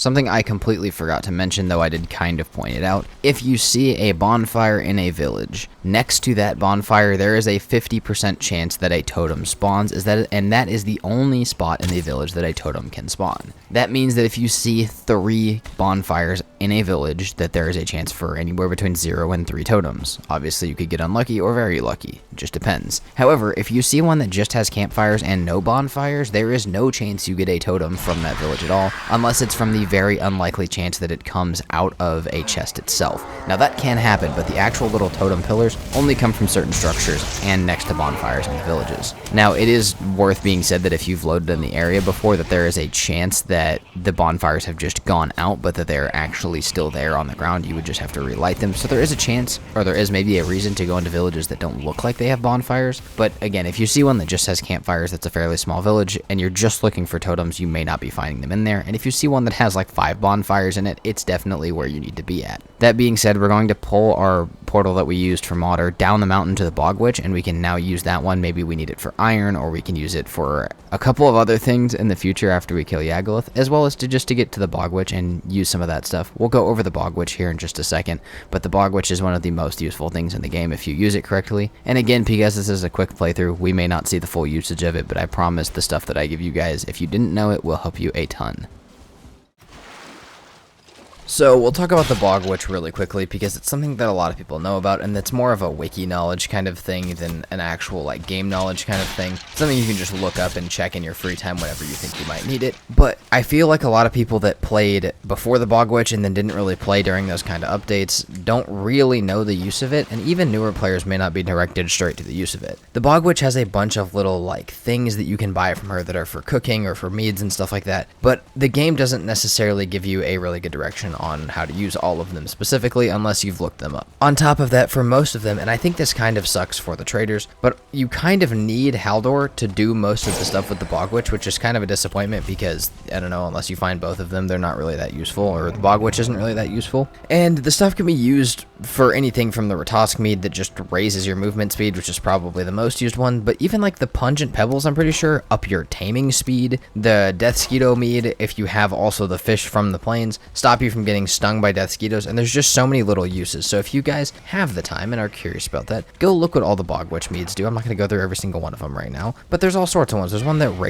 the troll one raises your weight, and then there's just a whole bunch of different useful ones. So just like go check those out, give those a check, and see if you can use those in your playthrough just in case you come across her. With the Bog Witch now having a permanent portal to it, just for whatever I need in the future, I'm going to spend the time over here because I have a swamp and because I need to be returning soon. I'm going to put down a new longship, leave the carve over here just in case I need it for some reason, and then we are going to grab a bunch of iron, as we are going to need probably about 100 to 120 due to the weapons that we'll use in the Mistlands and Ashlands, as well as some of the stuff that you need after Modder, like the better smelter and the ovens. And then we'll go grab black metal from both over here and from our chest that is in the other plains near the other Modder spawner. We'll check out Hilder to get a good read on where some bigger plains are at, which is a really good thing to do if you have Hilder, and we'll do a little bit of exploring on our way back.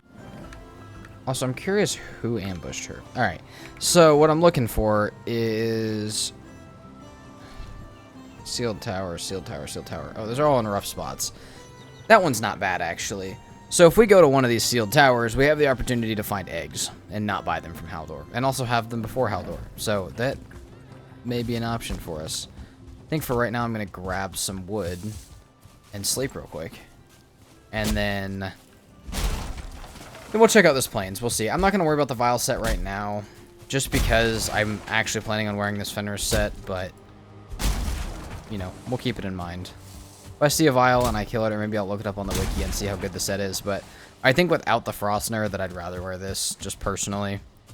So yes, as I mentioned, Hilder can be used to not only find decent-sized plains, but also you can get eggs without killing Yagaloth. So normally you have to kill Yagaloth before it will unlock Haldor to having that. And also, if you've not found Haldor, you can do that as well. There's a chance that the eggs drop inside the sealed towers, as well as the sealed towers themselves are a really good resource for things like playing the game backwards and not killing a certain amount of bosses, just because they also have iron in them, which is quite difficult in those runs. However, that being said, this little plains over here didn't have much, but it did have my last totem, which means that I will be heading to Yagaloth, and probably for the first time in my entire entire 2,000 Hours of Valheim, I'll be fighting Yagluth with a Fenris set on. Now, I didn't take something, or maybe a couple things into account with doing this, but the good part is that the Fenris set, while weak, does have a natural fire resistance, and as a lot of you may know, I have lost in multiple series, important and non-important. I've lost or died to Yagluth because I forget my fire resistance, which can't really happen this time. On top of that, we may need a few healing meads, which are going back at base, and we will still need some other stuff, but if we can find Yagluth, we should be able to close off the plains pretty quickly. So that's now our next goal. While we're looking for our stuff for our Fenris pants so that we can complete our set, we're also going to be looking for more plains on our way back to see if we can find Yagluth, and we'll keep a lookout for all of the different stone structures, as that can obviously also give us the location. So we may do a little bit of exploring on the way back, but we are headed completely on the way back. We'll stop at that other place, and it may have to take a few detours just because I have a bigger boat this time, but overall this should be a fairly uneventful time back. We're just hoping for maybe a Yagluth location and some serpent meat. Okay, I have to be careful because I have a big lack of food right now, but we have a Yagluth stone possibility over here, and I cannot be passing up any of these. Oh, there's a stone there. Let's go. Phenomenal. That's lucky. That's like extremely lucky. Means there's probably going to be a few feelings at it. I need to be careful with the mosquitoes, but we'll be fine. Feeling to our left.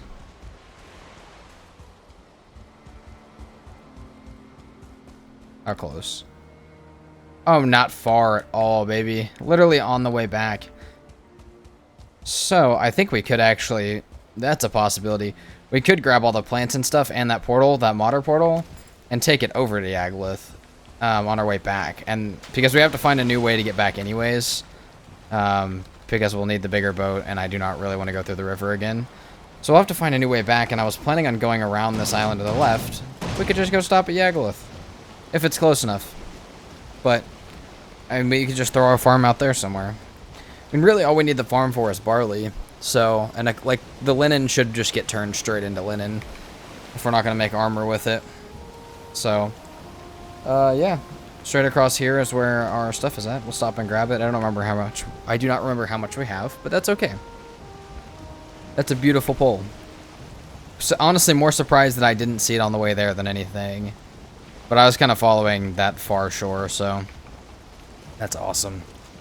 On the way back, I also found what looked like it was going to be a phenomenal mountain, and while it was much more lame than I thought it was going to be, it did have a single cave on it that did give me just enough pelt to go back, make my Fenris legs, and even if I was only going to be doing Yagluth with a level 1 Fenris set, I was going to have the fire resistance and the movement speed buffs from the pieces, which, again, I want to run light armor. I've never really done it before, but we're on the process of still learning certain things about Valheim and what sets are good for what, so you know what? We'll try this one for this playthrough, even though I'm trying to tell you guys what's the best, and we'll figure it out. Normally, I would run padded armor, or if you have access to the Frostner, run the Vial set with it, because it does a bunch more damage, but right now we're going to plan on using this and the Silver Sword, and if you guys don't know why we use the Silver Sword for Yagluth, the reason is because even though the Black Metal Sword does more pierce, Yagluth takes spirit damage and is not even resistant to it, meaning that the Silver Sword's pierce, that is already quite high for the tier, plus the spirit damage is absolutely ridiculous, and on top of that you can pair either frost arrows or silver arrows for the spirit damage and or the frost damage that goes with the arrows, and those are ways that you can do a little bit of range damage to Yagluth. It's not a lot, but if you're from far away or if you're just trying to support your teammates, that is the best thing that you can have on you.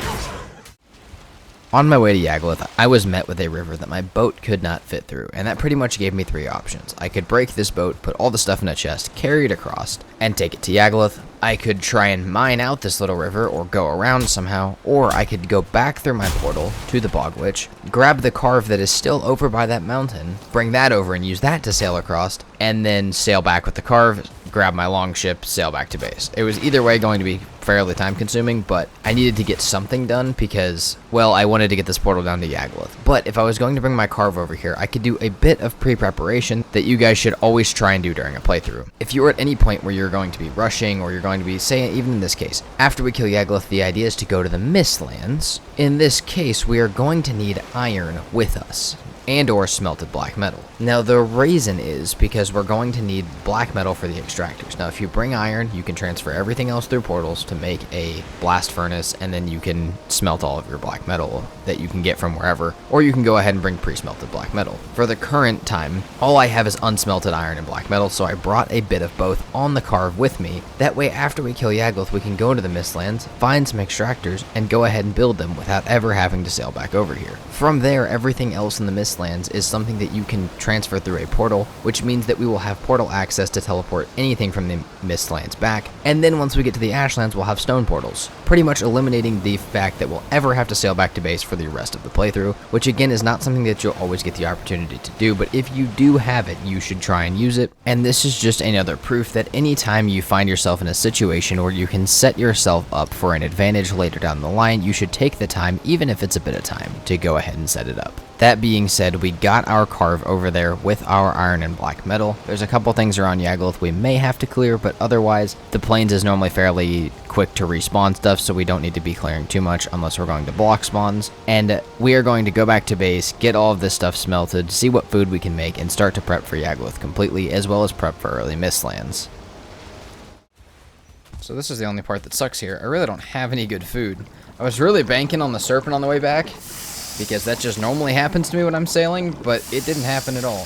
So, you know what? I think I'm gonna stick to my guns a little bit and saying that Yagluth isn't that difficult of a fight, and show you guys that Yagluth's not that difficult of a fight. We're gonna do it with 2 stamina foods and a healing mead. I only have 2 of that one, and a silver sword, as well as very light armor compared to what I should have, and no mead for fire resistance. Only thing we have to watch for armor breaks, we gotta be back here quick. So let's get over there. I think what we do, let's go ahead and eat. Let's go ahead and grab these 5. Yeah, let's go. I mean, yeah, there's not... Oh, should we... Hold on. Yeah, we're going to. Real quick, we're gonna go over to the altar. So, Yagluth is, for what, like, which attack thing you want to use, or which, I guess, boss power you want to use. Right now, you could really use any of them. Like, because of the new ones that were added in Call to Arms, or, like, how they were changed. You could really use any of them. For me, it's Elder, in a normal run, because of the health regen. Now, on top of that, I also did want to make the Iron Brooch, because it heals you, but I'd have to smelt iron and reset up the forges and stuff and stop my black metal. And really, I think I've been saying how Yagluth is not that hard this whole time, so let's just do it. We've got a decent rested. It's early in the morning. Let's get over there. Modder portal. 117 health is a low amount of health to be fighting Yagluth with. Just fight over here for the most of it. Just stay away from the rest of them. So when Yagluth comes out, you need damage quickly.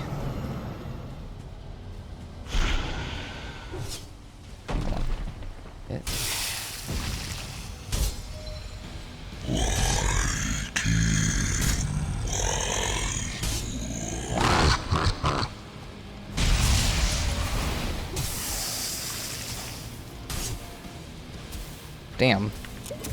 Okay, he hit a little harder than I was originally thinking, I guess. Okay, this might have been a bad idea to go with this little amount of shit. Well, as you could hear and see, I was quite surprised by how unprepared I was using this gear. Now, obviously, the food was a terrible choice, but again, it's a quick playthrough, so I'm going to go against some of my own stuff here. We don't have the best preparation at all. We don't have the perfect arrows that I talked about, but, you know, the idea is to show you guys, it's 2 things. I'm giving you guys my tips while also showing you that I've gotten, you know, better at Valheim and stuff like that. And that's more about my technical skill and dodging and stuff, which we will see this fight. However, how unprepared I was quite surprising. So, I'm still going to go over the things for Yagluth, though. For Yagluth specifically, Yagluth is a difficult fight. Even if you have decent armor and high fire resistance, you will still take a lot of damage during this fight, meaning that healing, and like I said, Elder buff does help quite a bit, just because it gives you that extra bit of healing. But honestly, anything for Yagluth helps. Any of the different boss power-ups help. That being said, Fenrir's armor does work, though you do take a lot of damage and should probably buff health over a ton of stamina. The biggest thing that you need to make sure you do during this fight is other stuff will try and kill you. Those things I talked about that you can get from the Bog Witch, the meads that make it so that death mosquitoes will not target you, or they'll target you but they won't sting you. That is something that should be highly considered for this fight.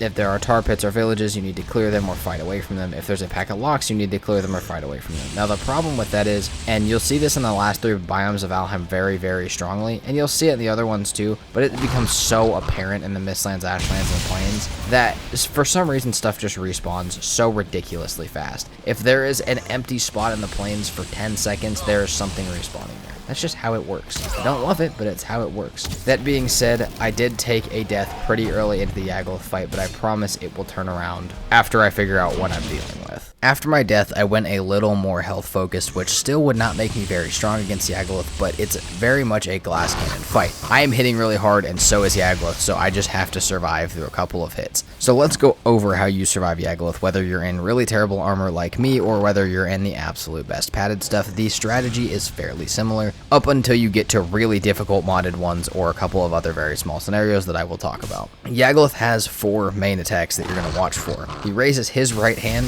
then you are looking at a ground smack that is going to do fire damage and lightning damage around him. Doesn't really matter where you're standing. There's a small portion on the backside of him where you can stab his tail without getting lit on fire, but other than that, you're mostly going to get lit on fire if you're over there during this. If you're okay with that, you should dodge roll as soon as the hand hits the ground, and then continue to just keep smacking through the fire as long as you can take it.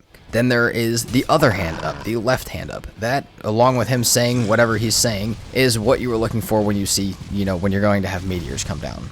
Now, then there's the laser breath, and then we'll talk about what to do during both the meteors and the laser breath. The laser breath is going to be obviously him kind of throwing up, and then you're going to see one where he kind of pauses and just like looks up a little bit, and that's going to be his growl. And the growl is where you're going to put in a ton of damage, especially if you're in a weak position like me. So what you're going to do during the laser and during the meteor is you need to put distance from where you're currently standing at. Now, obviously the laser, if you can get behind something that will stop you from getting hit, then cool. Like the altar is the biggest thing that you can do that with, because the altar's not breakable. Then fine. But mostly you want to move constantly, but you also want to be closing distance. If you think Yagluth is about to do either of those attacks, you should actually start fairly far away and work your way in as it's happening. If the meteors are happening, either circle around Yagluth or work your way in towards him. That way, as the attack ends, you can get a hit in before the fire one comes back. It won't work every time, it'll take some getting used to, but it's a good way to not take very much damage and to kind of mitigate your fire damage throughout the fight. Then as soon as you see the growl, you need to go in and get at least 2 heavy pokes with a sword or whatever else you're using. Get some heavy damage in. From all of that stuff, if you practice this fight, you will be able to do it just fine, unless you are on 1, an extremely difficult mod pack, or 2, a very difficult preset for settings. Now, if you're on either of those, you can use frost arrows. I had to do it for my hardest settings. It involved getting him stuck trying to move around a hole and me kind of bugging his AI and shooting frost arrows. It's not a phenomenal way, it's quite boring, it's really annoying, and you can die doing it, but it is a way to make sure that you are getting hit significantly less, because in really difficult mods or in really difficult settings, your likelihood of being able to survive the fire is pretty much none. On top of that, the last tip that you need to know for Yagluth is do not kill Yagluth while he is on the altar or super close to it. I don't know why Valheim just lets stuff like this exist in their game, especially when they've acknowledged it, or when the community has had to acknowledge fixes for it on their Steam reviews, but there is a bug where the torn spirits will fall through the altar itself, and most of the time you can dig under it to get them out or raise up the ground, but in some cases, if you're too close to the water level, you will not be getting those back, and you will either have to refight Yagluth, spawn them in, or go find a different Yagluth if you're not able to kill him off the altar, which is really annoying. So be careful, get him away from the altar for that final blow, and other than that, use the other tips, stay away from him, and bring some healing meads because you will be taking fire damage. Oh, we're lower health than I thought. Yeah, that's it, I think. Okay, so we died once. But other than that, we picked up a tiny bit more health food and made it way more possible. So let's go back to base, throw this down as a wisp fountain. And look, it even gave us the stone for it. Throw this down as a wisp fountain, put this on the altar, and move to the Mistlands. Okay, now speaking of Wisp Fountain, I will do this, but I learned this the other day from another YouTuber, Emma, and it is a really just interesting tip, but that totally makes sense that I had not thought about until this playthrough, and had not gotten to use until this playthrough. Like, I had never thought about this. When you use the Wisp Fountain, it's common, I feel like it always happens, you put it down, you sleep after your Yagaloth fight, and then you wait all day for it to be night again, or for it to storm, so that you can use your Wisp Fountain. However, if you have any portal to a swamp that has a stonecutter, and most swamps have iron for a stonecutter if you don't have one, then you should put the Wisp Fountain in the swamp.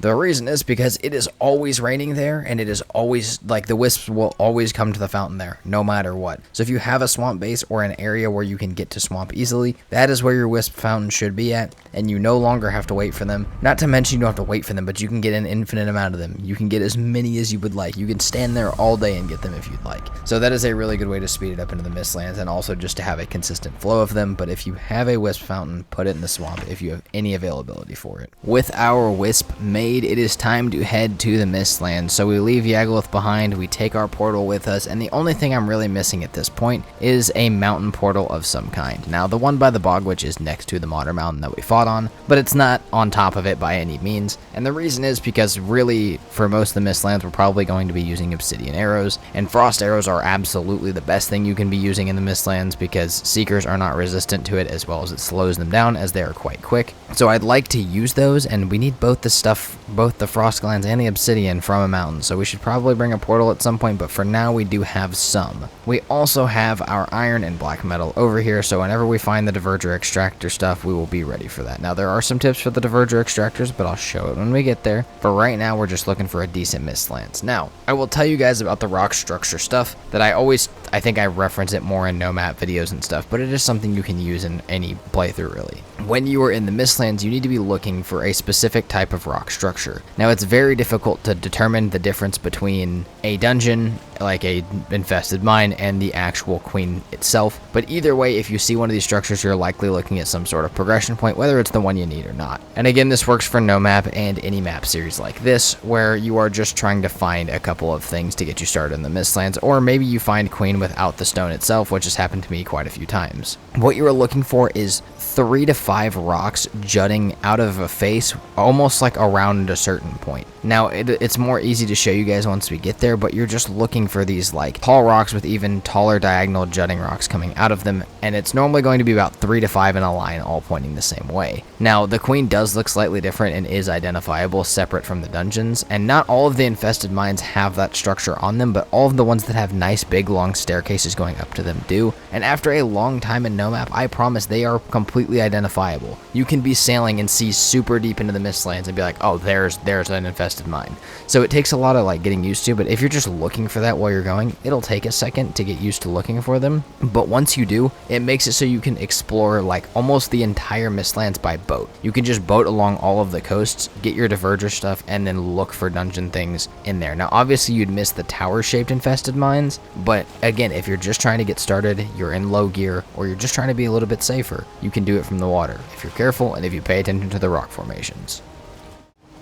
As soon as I pulled up to the Mistlands, we were met with a diverger dock, which is one of the best opportunities you can get for an extractor. Now, there's a few ways to go about getting an extractor, one that is very easy, one that is semi-easy, and one that is just purely a pain in the ass. The one that is just a pain is actually trying to fight through them yourself. You can try and break their ward, try and break the crate, or try and do any damage to them yourself, but in any decently difficult scenario, or scenario where you're newly entering the biome, that's just not the best idea. You want them on your side, you don't want to fight them, and generally there are better ways. Now, the slightly smarter way is to use something else to break it. If you're not in a super dangerous scenario, or you're not like in a permadeath situation where it's absolute life or death, you cannot bear to die, as long as you're not in a situation like that, you can try and have something like a Yawl, Seeker Soldier, or even just a regular Seeker break either the crate or the soft tissue crates, depending on what you're looking for, as well as the wards so that you can do it yourself. If the wards in these areas get broken, you can break everything as long as you don't hit the divergers, and you will be perfectly fine. And then there is the smartest option possible, though it can be difficult on some setups. It is the best for these docks that do not actually have a structure attached to them. The best thing that you can possibly do here is to take a cart and ram it into stuff. Whether you ram it into the ward to get rid of that aggro range that they have, or you just ram it into the crates themselves, whether it's the Diverger component crate or just the regular soft tissue crates, you will be able to break it with the cart without aggroing them, without fighting them or anything like that, and just being able to get, whatever you need. And then you can continue to ram the cart into stuff until it breaks, put it back on your boat, and take it elsewhere. Now I will say, if you do decide to make them upset and you see a magic missile flying at you, a giant pink floating ball, they do have a health that you can break them, and they do a ton of damage, as I got killed by one in my hardest setting series. So be careful of those, but also if you see that kind of stuff coming towards you, feel free to shoot it, hit it, or try and do damage to it, that way it does not kill you. That being said, we are going to be using a cart to knock into these. It is still a decent one for soft tissue, and because of how this area over here is set up, both farming land and a couple of roots, we will probably set up a decent little farm over here for sap, and maybe some mage cap and Yodin puffs if we decide to grow them in the future. Now the other thing you want to do in the Mistlands if you're looking for structures and stuff is, if you bring a stone cutter with you, do not worry about getting black marble through actually mining. Sure, you will probably get some that way, and it is helpful, but you can also break literally any structure that does not have a ward around it, whether you've broken it with a cart or gotten rid of it some other way. You can bring a stone cutter over there and get hundreds of black marble, whether it's from the bridges or the actual diverger towers themselves. Not to mention the bridges give you iron. If you forgot the step earlier of bringing iron with you to smelt stuff, then you can break the bridges with a stone cutter, or even with something like a stack breaker or demolisher, to get access to the iron inside of them and make your blast furnace, smelt your black metal, and get your extractor. There are a lot of ways to go about this, but again, knowing each individual piece of this is a toolbox for when you forget one of the things that maybe you were supposed to prep for earlier. That being said, we'll probably drop a portal here for now, grab our soft tissue and dip, as we need to find black cores and a few other things before we even start our Mistlands progression.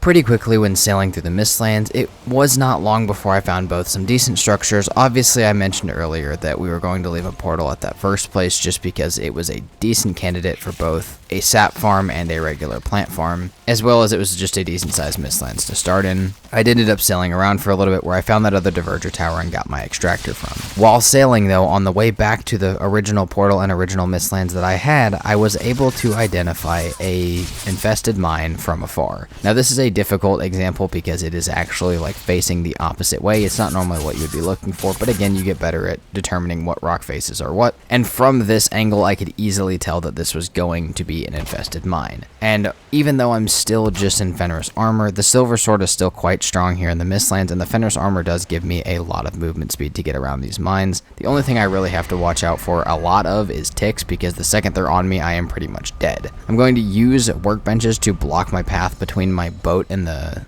dungeon just for now. I'll keep my portal down until I kill all the stuff outside, and then I'll probably quickly move inside. And seeing as how this one is on its own little island, we will use this to probably smelt our metal for our extractor. That way when we get back to our other portal with the extractor, we'll be able to throw it down and start extracting sap at our new little farm area. That being said, where I talked about being able to get a ton of black marble, we can also do that at these entrances. You ideally want to do it after you have already cleared it, just in case you need to get back in, because once you destroy the entire stair block, getting back in would be a little bit of a pain in the butt. But otherwise, we will have iron for our blast furnace, so we should be able to make a stone cutter out of it. And otherwise, we're just now looking for queen location, as many black cores as we can possibly fathom, and at least 9 sealbreaker fragments. Obviously, probably not all from this single infested mine, but as much of that as we can get would be nice. And we'll start to grab some Mistlands gear, we'll start to grab some carpus, some food, and some scale hide, Yggdrasil wood, as much stuff as I can get over here. This is really just our first decent stops in the Mistlands, so as many resources as we can collect of all kinds, we will get for now, and then we will narrow down what we need later. Okay, I'm going to try and clear these fairly strategically. I guess it doesn't really matter though, huh?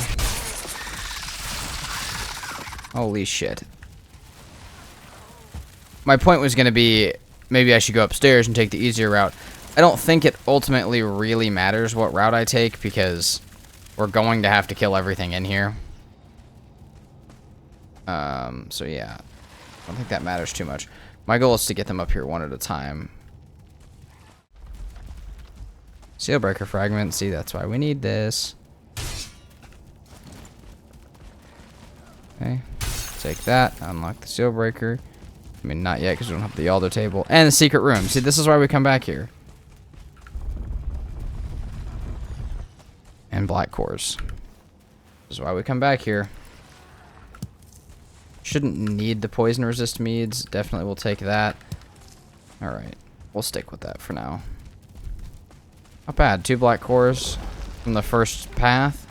Now we get to head back upstairs. We should kill this other one, but if he's just going to hang out down there, I don't really care. We've already checked down there for a queen location. Let's go into the next path. Honestly, practicing through stuff like this to fight seekers with just a sword, kind of awesome. Sealbreaker fragment, or 2. Damn, I don't know if I've ever seen a room like that with 2 of them in it. Nothing back here. Seem like anything back here. Seems like there might be a queen location in here. Oh my god. Oh my god. Is this enough for... Dude, the game is hooking us up this playthrough. That's not even far. Okay. Phenomenal. More sausages. I'll take them. We're hungry. Haven't even eaten my seeker meat yet. I mean, dude. So now at this point we need what? 6 more sealbreaker fragments. I could use 4 more cores, 4 or 9 more cores, and some carpus and stuff. Other than that, though, I don't really care what else I find. That is a phenomenal start. As far as these infested mines go, you just want to make sure that you explore literally every path. Make sure that you get to the end of all of them, because there can be some very hidden, tiny passageways that get you a ton of stuff, like the queen location, or literally anything that you could be looking for, so it's always worth going to the very end. And also making sure that you can no longer hear any seekers or anything like that when you're done, unless you know that they're in a pit or something like that. That being said, though, we have the queen location, we have some sealbreaker fragments, and we have 5 cores, which is enough to shuffle back and forth between the Black Forge, the Yalda table, and the Iter refinery. Even if we don't have enough stuff to build all of them right now, we can shuffle back and forth whenever we need to repair stuff or build stuff or craft refined Iter, so we should be pretty much fine for now. Also, though, if you are ever in these respawn after a certain amount of time, all of the stuff in them, other than the loot. So if you are leaving stuff in here, or maybe you're playing a no map run where you have a queen location in there, you need to very quickly make sure that you are maybe putting a build piece outside to mark which direction queen's in, or you need to get every single thing that you want out of it. All your royal jelly, all of your carpus, literally everything, get it out of there. And then if you want to come back for more later, you totally can, but don't make it so that you have to fight through the same dungeon twice just to get the info you already had. Okay, well, this should be plenty of black metal, or not black metal, black marble, in my opinion. In my professional opinion, this should be enough. Boom, boom, boom, boom. Alright. Yeah, 50. Cool. 50, we got our wood. Where's our Black Forge? There we go. We only need a little bit more. So, we could build... We could go grab this from over here, and we could build that real quick. Outside of that mine is where I decided that I was going to just throw down the artisan table, brought it through the portal, brought a smelter through the portal, smelted the iron that I had, made that into a blast furnace, and then smelted the black metal that I needed for our sap tap. So we're going to go back to where our other portal's at for right now, and throw that sap tap down, and then we'll probably take our second portal that we have with us right now over to Queen, and whether we use that entire Mistlands or not, we may have to go to more Mistlands after we get over there. We'll at least have a portal whenever we are ready for Queen. So let's go back and get that set up. There was some soft tissue on the dock that I never quite grabbed, and then we can go over to Queen, we can check out the area, we can clear it out, and we can block some spawns over there. And all while we're doing that, there will be sap going in the background that we can take, start to throw in a storage chest until we have our Iter refinery. Alright, we're here. We already have a workbench down, as well as a couple divergers to help distract. Now here's the thing. Given how close, there is clearly a yawl above us. We're going to wait just a second. Oh shit, workbench, workbench.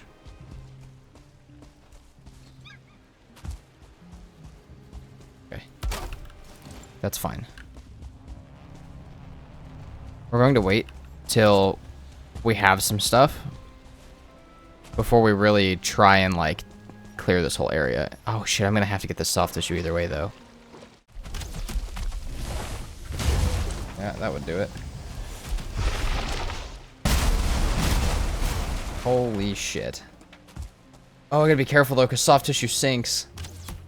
That's not great. Oh, and this somehow the ward is still there. Cool. Okay, we may have taken a death, that's fine. For right now, looking at this, what we need is 20 bronze, 30 iron. Now, I think we have the iron back here, but not sure about the bronze necessarily, so let's put that away. Where did I put the sap at? It's somewhere stupid. I know that. There we go. 25 of that. The bronze is going to be a little difficult, but it's just going to be 40 copper. It's just going to take a second with smelting.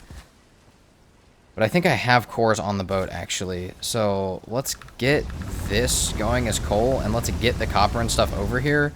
And then we may make all of our cores into smelters. Alright, it's time. We got our copper, we got our tin, we got our iron. Let's make all of our bronze. Almost gonna hope for extra bronze here.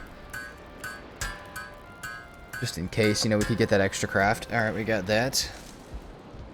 Now let's send it into here.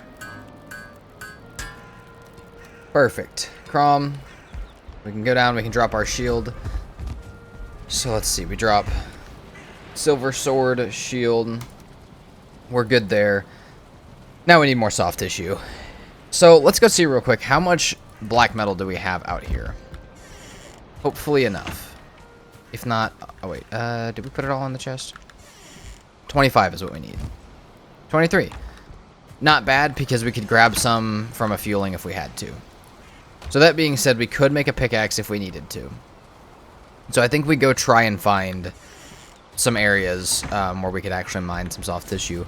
Or we try and find some more soft tissue, like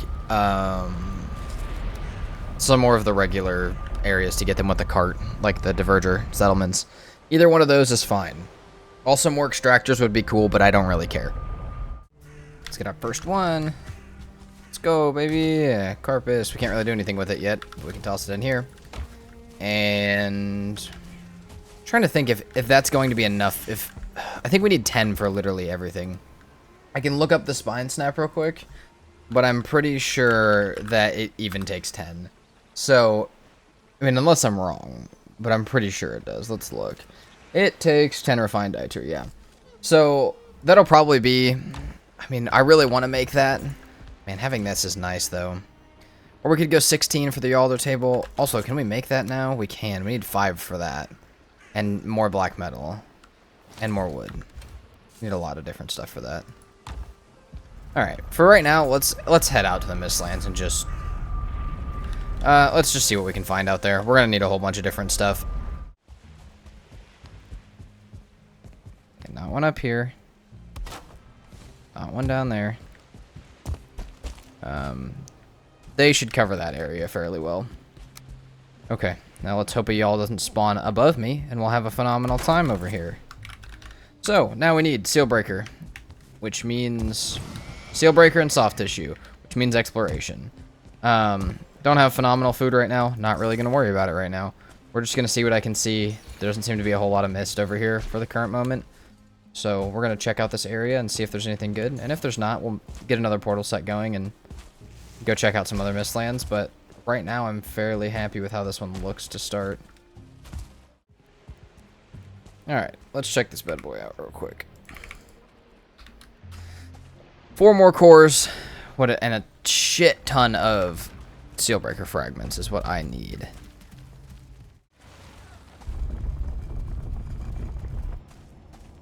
The mine right next to the Queen was a dud, and the entire Mistlands around the Queen was fairly small, and while I still have some exploring to do, I have a good feeling that I'm not getting the 5 Sealbreaker fragments that I need from over here, meaning we will likely have to drop a portal here, make a new portal set, and carry it with us as we go somewhere else. That being said, I did have something happen in this specific infested mine that I had never had happen before. Because of the way that Valheim spawns their stuff, all of the dungeons go super high in the air above, like, even like above the world tree, like super high above, directly where they're at. So that goes for every type of like thing that you have to go through. So if you go into a like sometimes you can hear a troll from the inside of a burial chambers because they are right next to each other, and then they just spawn like, you know, 10,000 units above where they're at, or 100,000 units above where they're at. That being said, because of how this was specifically set up, I could hear the Queen from inside of that infested mine, which honestly scared the crap out of me when I didn't realize what it was. It's nothing important, but it is something that's weird that I didn't know could have really happen. I guess I've just never gotten an infested mine that close to the queen before. But we'll explore this one a little bit. We'll probably have to take a couple explorations of this one as well as the one that our sap tap is at. And then we'll likely just do a little bit more boat exploration with a new portal. We'll check out the edge of the Ashlands just as we sail by, because we are very far south right now, and just check out the edge of some Mistlands, see if we see any more dungeons, and try and get the last pieces for our seal breaker.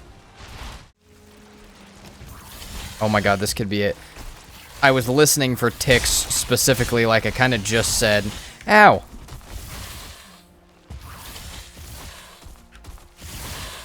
Juke him out. Juke him out. Yeah. I mean, I needed the blood clots, but yeah, I was listening for the ticks specifically, because they come in these ones that have the heads. And perfect. Oh my gosh. Phenomenal game, thank you so much. Now we need a black metal pickaxe, huh? I just realized that. Yeah, we do. Okay, so we can do that. That'll probably provide us with like 30 or 40, which will be likely close to enough for everything that we need. So you know what? I'm going to go back to base and try and figure out a black metal pick real quick. Even if it requires sailing or waiting till nighttime, that's fine. Now, after you start to beat some of the later bosses, and even some of the early ones do minor adjustments to the world, but after you start to beat Yagaloth, the Queen, and Fader, you get the spawns from that biome in all of the biomes at nighttime. Now, it's not every spawn, you don't get Fallen Valkyries after you do, but after you kill Fader, but you get the Charred Marksmen and the Charred Warriors. And after you kill Yagaloth, you get the Feelings, which means if you have not gotten enough black metal, you can wait till nighttime and just grab it by your base. It may be kind of hard because sometimes they don't spawn super consistently, but they will be running around near your base somewhere. So we're going to use that to get the rest of the stuff for the pickaxe. Now, I said I only needed 2 previously, but then I made the Ita refinery, and we're also going to need more for the Yalder table. So we're just going to be out here for the entire night seeing how much we can get, and hopefully we can get our black metal pickaxe made and go back to that soft tissue node in the morning. So I've gone into these a few different ways before. I think we're just going to try and get through it this way. Go through onto the top. We have to be careful of getting stuck in here with, like, a seeker or something. That's what you really don't want. Whoa. I have never seen that happen before. Get a perfect soft tissue break. Holy shit! I've literally never seen that happen. That was like a silver node. That was crazy. 61 soft tissue. Yeah, that's enough for everything we're gonna build. 20 for that. I'm trying to think and make sure. 20 for that, 10 for that, 10 for that, 16 for that. 36. Yeah, it'll be close. Not a whole lot of upgrading happening there. And we may need a tiny bit more if I want to do some leveling stuff. Or if I want to get the staff upgraded. But damn, dude, that is a phenomenal start. Let's go back, use all of our sap that we have. If we don't have enough, I'll go get more from our tap because we still have that portal down. And let's go turn this all into refined Iter. It's going to be a bit of AFK time, but it's almost nighttime, so I should be able to sleep through at least 20 of it. Alright, 68 refined Iter in the chamber. I say we go for the Yalder table first, which would take 5 of it, just so I can get that in a chest put away, and then I will have, what did I say, 68, so we'll have 63. I think if I'm right about it being 68. No, obviously the math isn't hard, but... And then we can go up. I'm trying to think what else we need to do. I mean, we can make our feather cape, we can make our staff if we have the wood for it, which we might not. And then we can make our demolisher, and I think, oh, I guess we'll do spine snap as well. But then I think we're ready. Alright, quick, done, we're back. 30 refined Iter. We're gonna need more than that. Hold on, we'll make the cape first. Feather cape, we'll have a Ratosk meat. Oh, that one's done. We can make a Lightfoot meat if we want it, so that way we can hop around. Ooh, Ember. Not gonna use it, but that's sick. Okay, we just need blood clots for that. We need feathers for that. Feathers. Feather cape. Phenomenal. Throw that back there. I'm working on the storage. Hold on. Work on it in just a second. Throw this away for now. Not away, but put it away for now. Man, more than anything, I really need those Steelbreaker fragments, though. And just like that, we got our Staff of Protection, our Feather Cape. And then what we're going to do here... Actually, I like that being in that slot quite a bit. let's build our spine snap bow. I'm ready for this. And see what else. But really the spine snap is going to be a big piece of what we do. So, more for the Ashlands, but more than anything else. Like, we'll use it. It's cheap to build. The only thing is refined ITER, and, oh, we'd need upgrades, so I guess it doesn't matter. Let's throw that. That upgrades us from 53 and 15 to 72 and 5, which is pretty damn good. While we get some food made up here, I want to make one thing known and also talk about something that I completely forgot about and or glazed over. Number one, yes, I know I've spent 2,000 hours in Valheim and that I'm teaching you guys or trying to show you guys some tips on how to play. However, I've never played a playthrough with magic at all, like ever, unless it's been modded. So that being said, I started to use it in my hardest setting series, and part of why the hardest setting series hasn't been coming out, as well as why this one's in front of it, is because I wanted to learn how to use it in this series. That being said, the Staff of Protection works in a really weird way that I don't think I ever knew about. It uses skill like nothing else in the game. It is so important to using it. The Staff of Protection at level 1 or level 0 blood magic takes a certain amount of ITER to cast, takes a certain amount of your health, and blocks 200 damage before it breaks. Now, on that breaking hit, no matter what, no matter how much damage something does when it breaks it, you don't take that overflow damage. You could still absorb one hit for 2 billion damage and you wouldn't take any damage from it. The Staff of Protection does not damage you when it breaks. However, the amount of damage it can absorb before it breaks at level 0 blood magic is 200. Now, for every bit that your blood magic goes up, that gets higher, and it's not by a little bit. At full blood magic, it does not take nearly as much ITER to cast, it doesn't take nearly as much of your health, and it casts at 700 block damage, meaning that you can block 700 damage before it breaks. And still, the other rule applies that if you were to take a certain amount of, like, a ton of damage, that it still would just shatter and you wouldn't take any. That being said, though, there is a way to get blood magic up way faster than just sitting here casting this thing over and over. Now, it's a trap that I never quite perfected in my hardest setting series, but we are going to perfect it today in just a minute after I get some ITER food made. It involves using the twig guy, the little like battle buddy thing, a blob in a vial from the bog witch, and setting them all up in a certain way because for some reason Valheim made a training dummy and then made it so you couldn't train certain things on it like blood magic. Because the skeletons from the Dead Razor, which we haven't made yet but we're going to have to spend the ITER to make, every time they do damage you get blood magic skill, which means if you can set it up in the right way, they'll be trying to attack a blob that they can't hit. The blob can't damage them or the structures, and their swings that are missing the blob will actually be hitting the battle buddy, giving you a bunch of blood magic. Now, you can take this really far with a bunch of different things, but for right now, we're just going to get it one going, see how well it works, and get our blood magic up just a little bit. That way, this Staff of Protection works a little better than base. Oh, we got another dungeon, baby. Let's go. Okay. Hopefully make a safe landing here. We'll do that, and we will use this as well as this. This should build up by the time we get over here. And then we can plop the portal down and use our Staff of Protection to clear this thing out.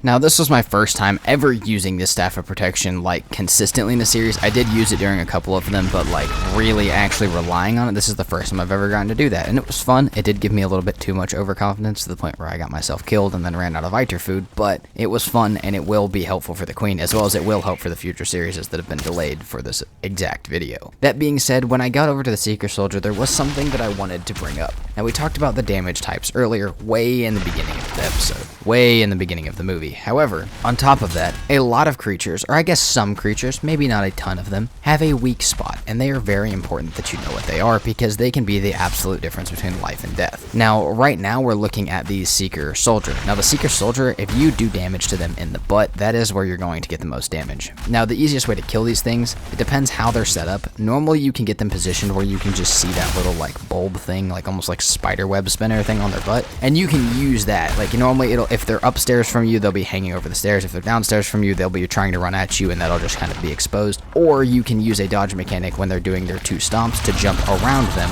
and poke them there with a sword or anything else. Sword is best for these things, and it does a ton of damage, but these are not the only things with weak spots. Now, I probably don't know all of them, but one that I definitely did not know, and I felt like I really should have when I was making videos this year, was the fact that you can do headshots on a troll. If you hit a troll in the head, it does more damage. That being said, there's also the entire mechanic of being being able to jump on top of things like the bears, which we mentioned earlier, but you can also do that with stone golems and locks as well, so you can use both the weak spots, knowing what damage type does a lot, and knowing where their blind spots or where the spots they can't hit you are, and if you use that, you should be able to kill literally almost anything. Also, the other weak spot that I totally forgot about, I'm sure there's some that I'm missing that I don't remember exactly, but another really big one is to hit a yawl and like the egg sac under them with a bow or a crossbow. If you do that, you are also looking at very high damage. There's probably a few other ones I'm not realizing or forgetting about, but still, using all of that stuff combined together is the best chance of survival that you get against any one mob. Okay, this path is completely clear with a total number of 0 Sealbreaker fragments. That sucks, dude. Another entire one with none. I mean, that's rough. So, I mean, we're gonna have to drop a marker here. It's cleared and just keep moving. But that is, I mean, that's so much resources and stuff and time used up for no Sealbreaker fragments at all. Oh, yeah. Okay, we have another Jotun skull. That's fine. We need more food. Nope. So, I think what I would like to do is set up a portal here and then come back and grab this stuff.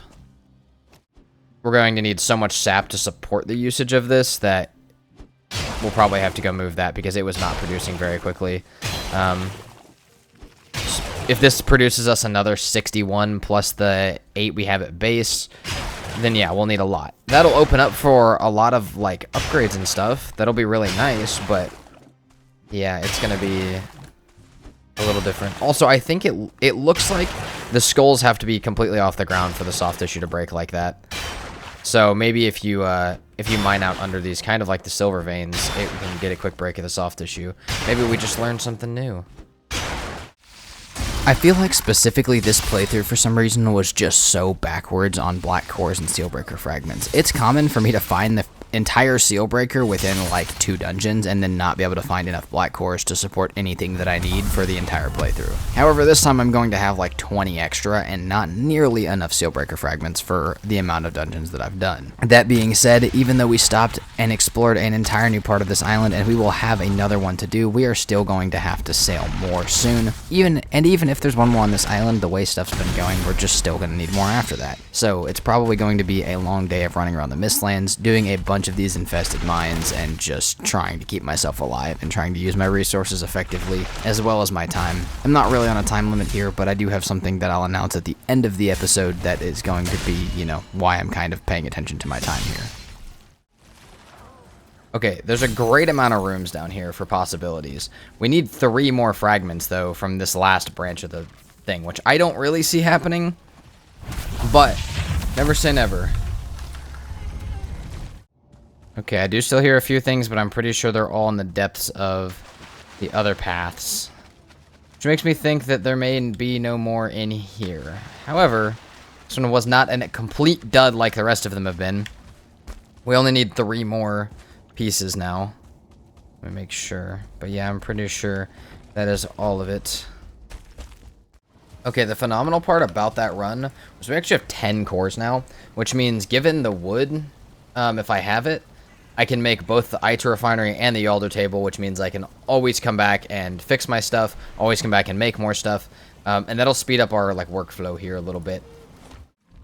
Okay, unfortunately this one has a rock inside of it, so if it would work, this one likely wouldn't be a good candidate to do it, but it's still a good thing to try and test for the future, and it's still soft tissue I get to bring back. I'm going to see if it breaks real quick instantly, and if it doesn't, I'm going to go back and sleep for the night, and then I'll come back and get this stuff in the morning. Yeah, no. Okay, it doesn't. That's fine. Okay, I think I just found what will be the last one of this Mistlands. We're standing on top of it, actually. So, we're going to go back to base and sleep, and then we'll rock this one in the morning. Almost back around to the Modder Portal, and then we'll run back down to our boat and take it somewhere. Hopefully this has what we need in it, so that we can actually not even really worry about grabbing our boat yet. We can just grab that when it's time for Ashlands. And even then, we'll just break it.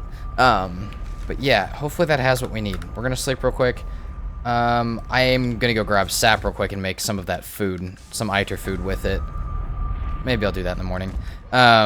I'll grab some Iter food. That way we can actually use our protection shield through that dungeon. Otherwise, though, we've got more refined Iter out here. Oh, we got a fragment.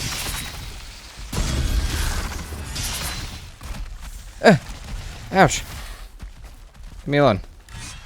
Dude, the ticks are the bane of my existence with bad armor. It's actually insane how strong the ticks are against bad armor. I hear a lot of stuff in that other room. But it's all worth it for the Steelbreaker fragment. Yeah, dude, that's... I mean, unless I'm miscounting, but I know for sure how many I had. So that's a little bit of a problem.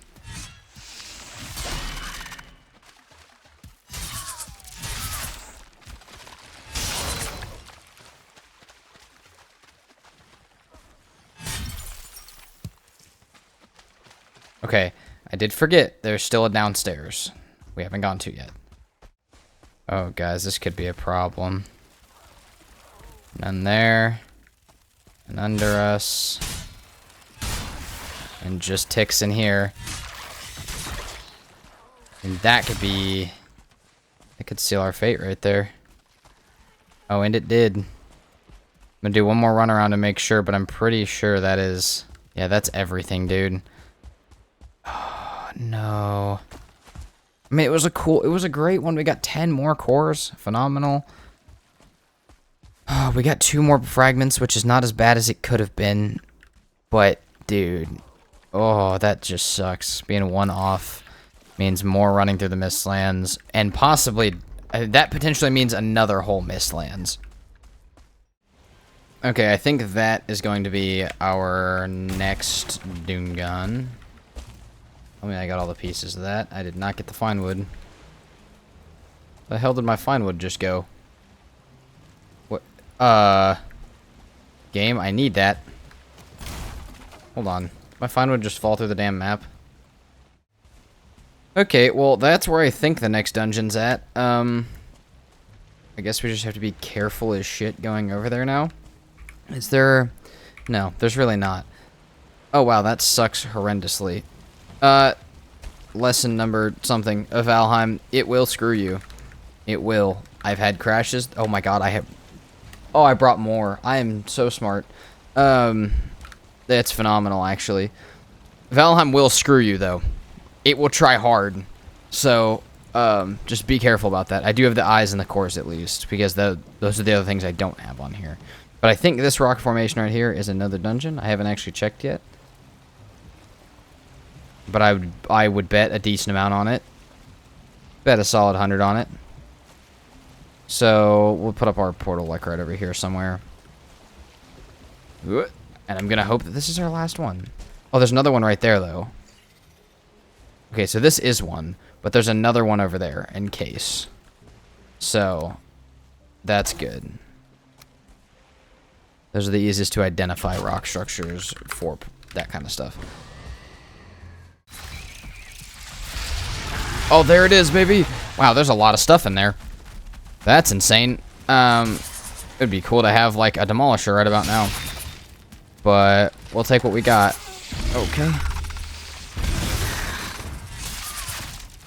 A lot of stuff in there, dude. Holy crap.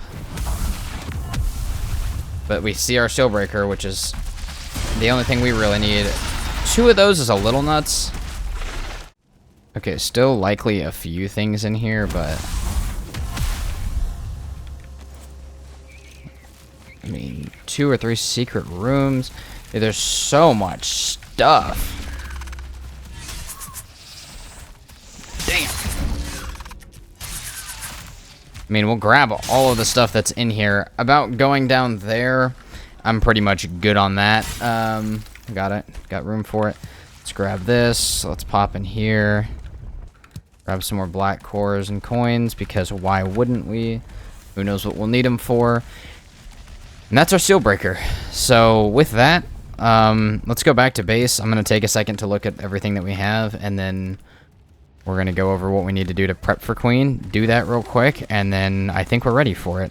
It's been a really long Mistlands for what I wanted for this specific movie, but you know what? Sometimes with Valheim, you just don't get to pick. So that is just how it is. I will see you guys back at base, and we can plan what we're going to do next.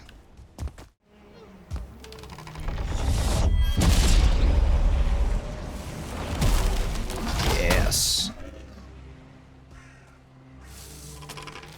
So they won't fight. That's like the whole issue here, right? Is that they won't fight. So what you do is you instead... Let's get ready to place this. Like that. So now he should swing at the blob and hit the twig.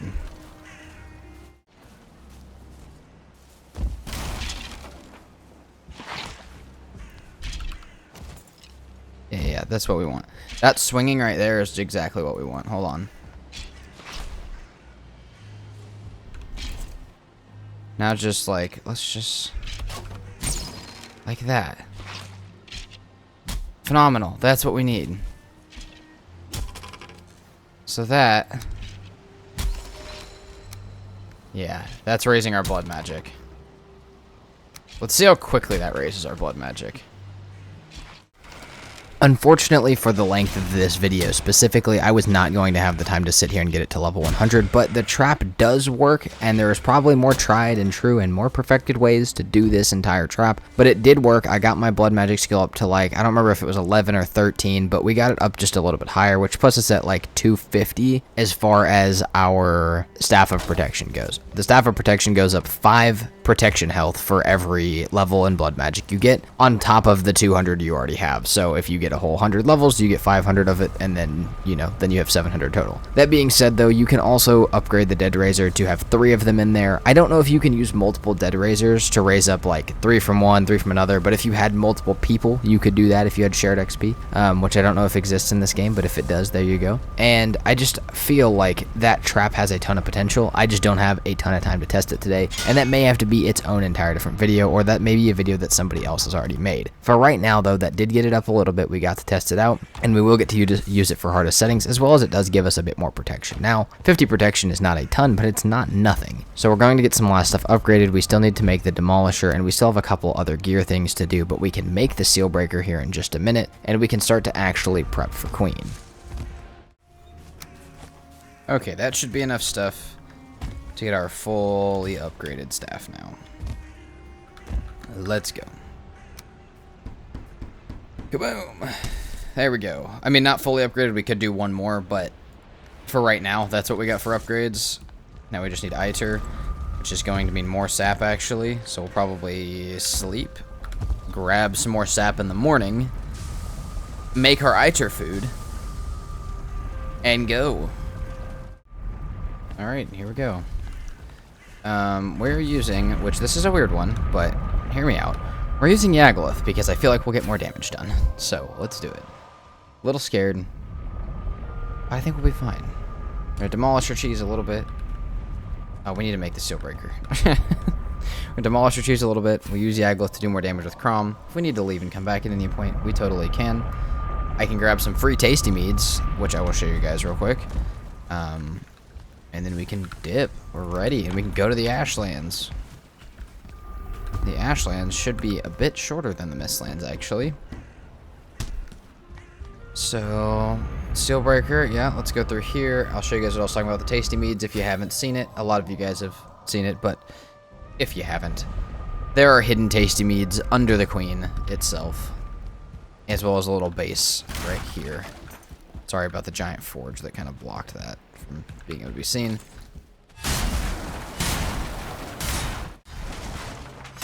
There we go.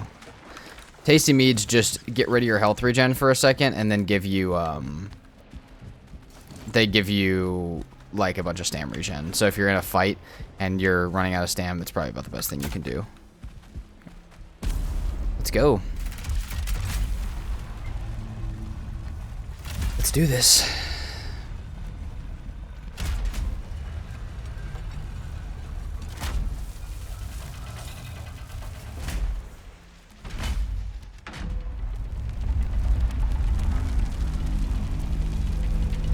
Alright. A little scared. We're going to take a whole bunch of damage. We're going to be really weak to everything. That just is how it is.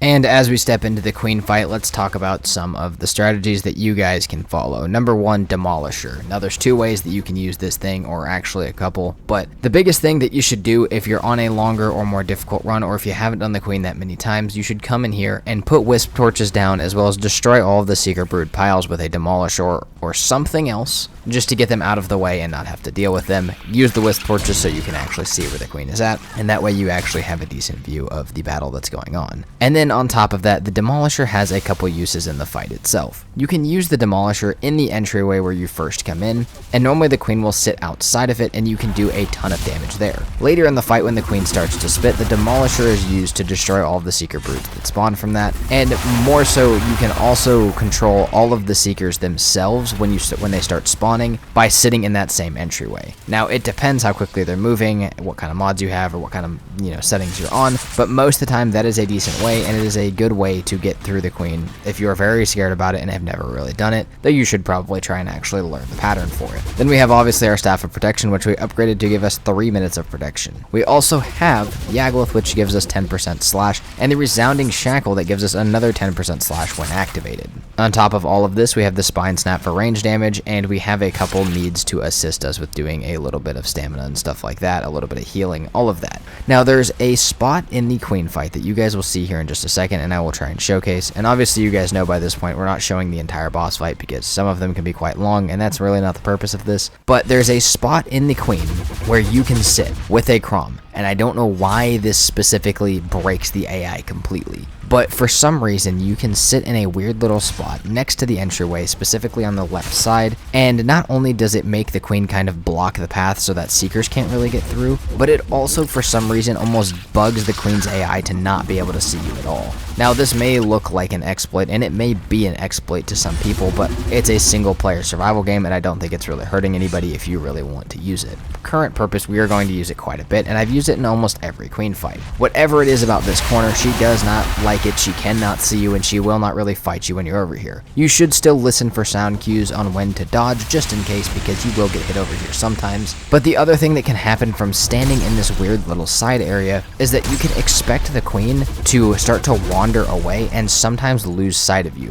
which means you get a backstab attack with the Crom. Now, you could carry a knife with the higher backstab capability for this specific moment, but normally, since the queen seems to just completely disregard you during this time, I normally just try and do as much damage as I possibly can. And again, look for visual cues and listen for sound cues for if you're going to, have to be dodging soon, in case she does start to reattack, which will happen at some point. But for whatever reason, the queen's AI is very bugged, and you should be kind of careful about that just during this fight, but also use it to your advantage if you can. For a lot of people, especially new players or solo players who haven't done the queen that much, the queen is quite a overwhelming fight that can be very difficult just due to the damage that the queen and the seekers do.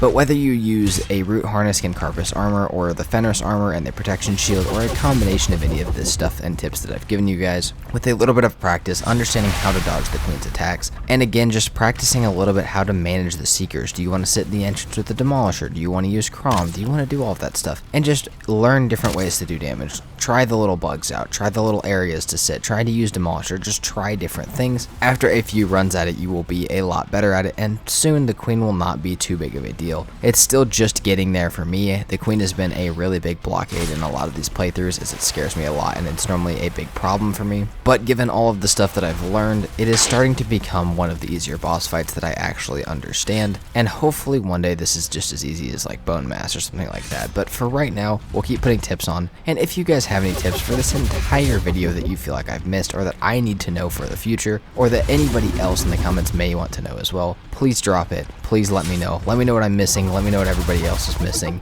But yes, using these tips, using that spot for Crom, and being able to follow Queen around without her really being aggroed to me made the fight pretty easy. And even though you can take damage back in this corner, still having that shield of protection just makes your chances of dying when using these methods just even so much lower. Alright, let's use the glitch spot again. Still kind of attacking here.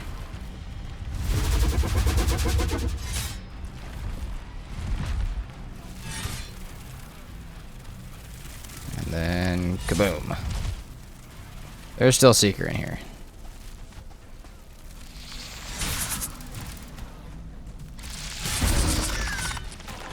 Let's not die to these now, because that would be really stupid. Okay. Queen Trophy, Majestic, Carapace.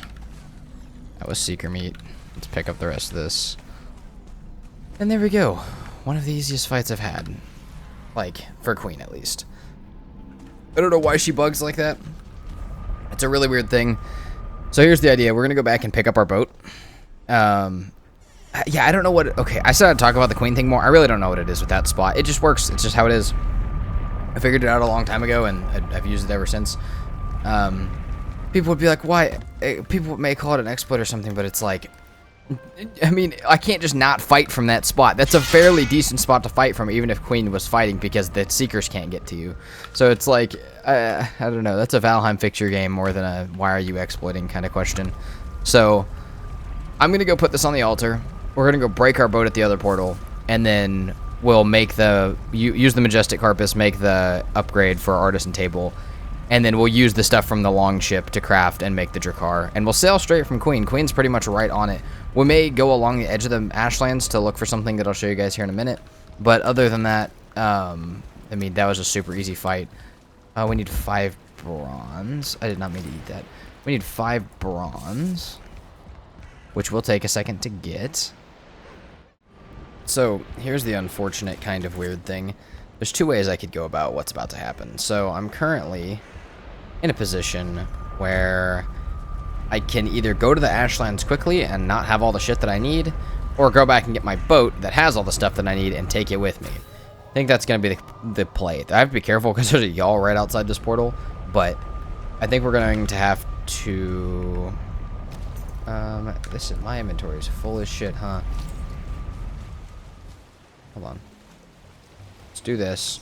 We're way further north on this, but we kind of have to do this. Because we have our iron in here. Our iron's for our stone cutter, and without that, we're not making any metal portals, which... kind of a problem, you know? Okay, we're gonna stop at this plains, and I'll tell you guys why. So, one of the biggest problems with the Mistlands, again, something I've just learned from so much of playing, is the drop-off to where it becomes ocean is really quick. And so when you're trying to break something like a boat and try and get the nails, your chance of getting it in the Mistlands is fairly low. There are obviously some shallow spots, but there's not a lot of them. And the fall-off that just becomes the ocean is so fast. So we're going to try and find us a safe... Oh, there's a black forest down here. Dude, if I could find this on my hardest settings, I would lose my damn mind. Let's find a decent spot here. Set down our portal. Get our boat broken. And this will probably be where we head to the Ashlands from. Now, we may not go straight south from here. We're going to go along the edge of it and look like I said. But we'll do that with the Drakkar. That way, when I see it, we can just go. So, for now, I'm just going to head back to base. If this is... This is phenomenal. We'll go right here on this rock. For now, we'll head back to base. And we'll wait for our stuff. And we'll get all of the stuff set up for all of those different portal sets. It's going to be a lot of farming different things for right now. But... it's going to be needed if I'm going to try and take the risky route of trying to get into the Ashlands quickly. So, this is where we're at. And, we're about ready for it. I'll go back and wait for my last couple things, and then I'll be ready, I think.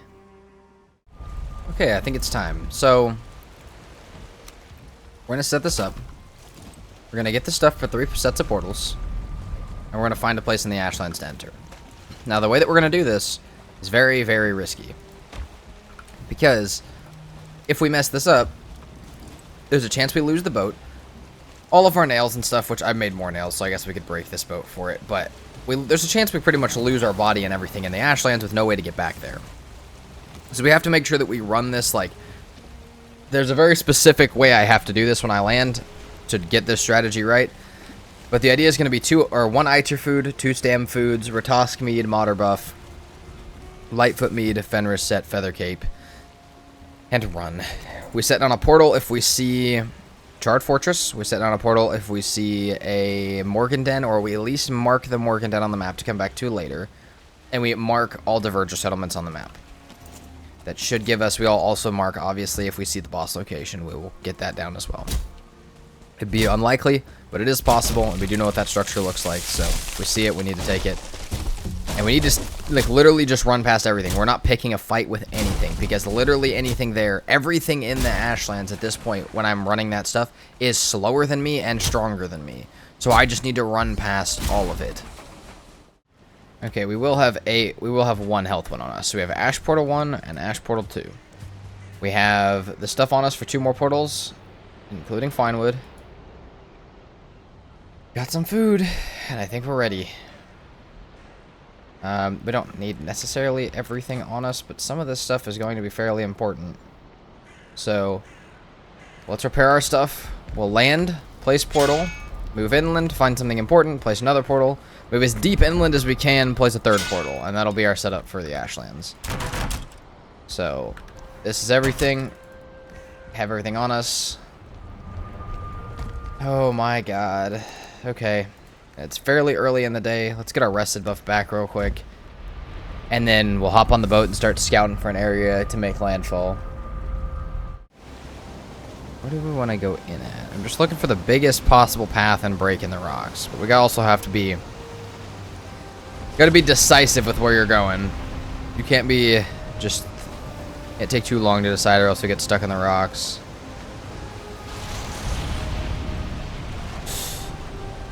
Okay, we're gonna go left. Go left hard here.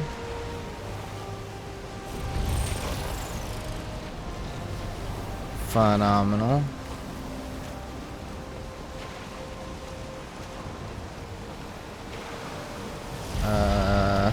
Going straight here. Fuck the vulture.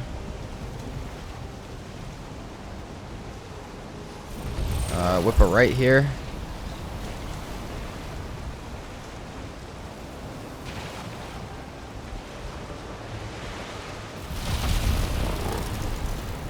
Whip a left here. Hello.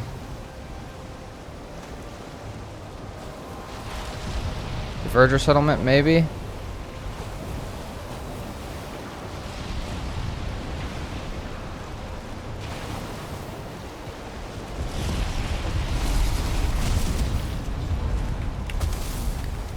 Holy shit.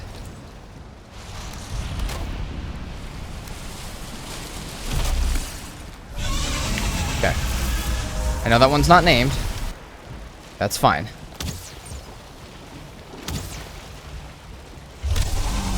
We do need bone maw fangs, so we might as well kill this thing.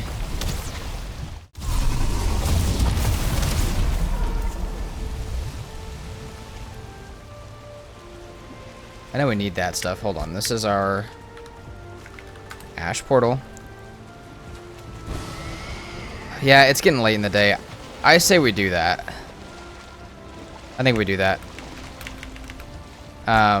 Let's take this stuff back real quick. I know we're going to miss our modder buff completely, but that's okay. Take this back. That's not great. That vulture was on the portal. We'll sleep. Get our rested back. We'll pop. Surely the Ratosk mead plus the Fenris stuff is enough. Got new food. Got new of that. And I'll see you guys there in the morning.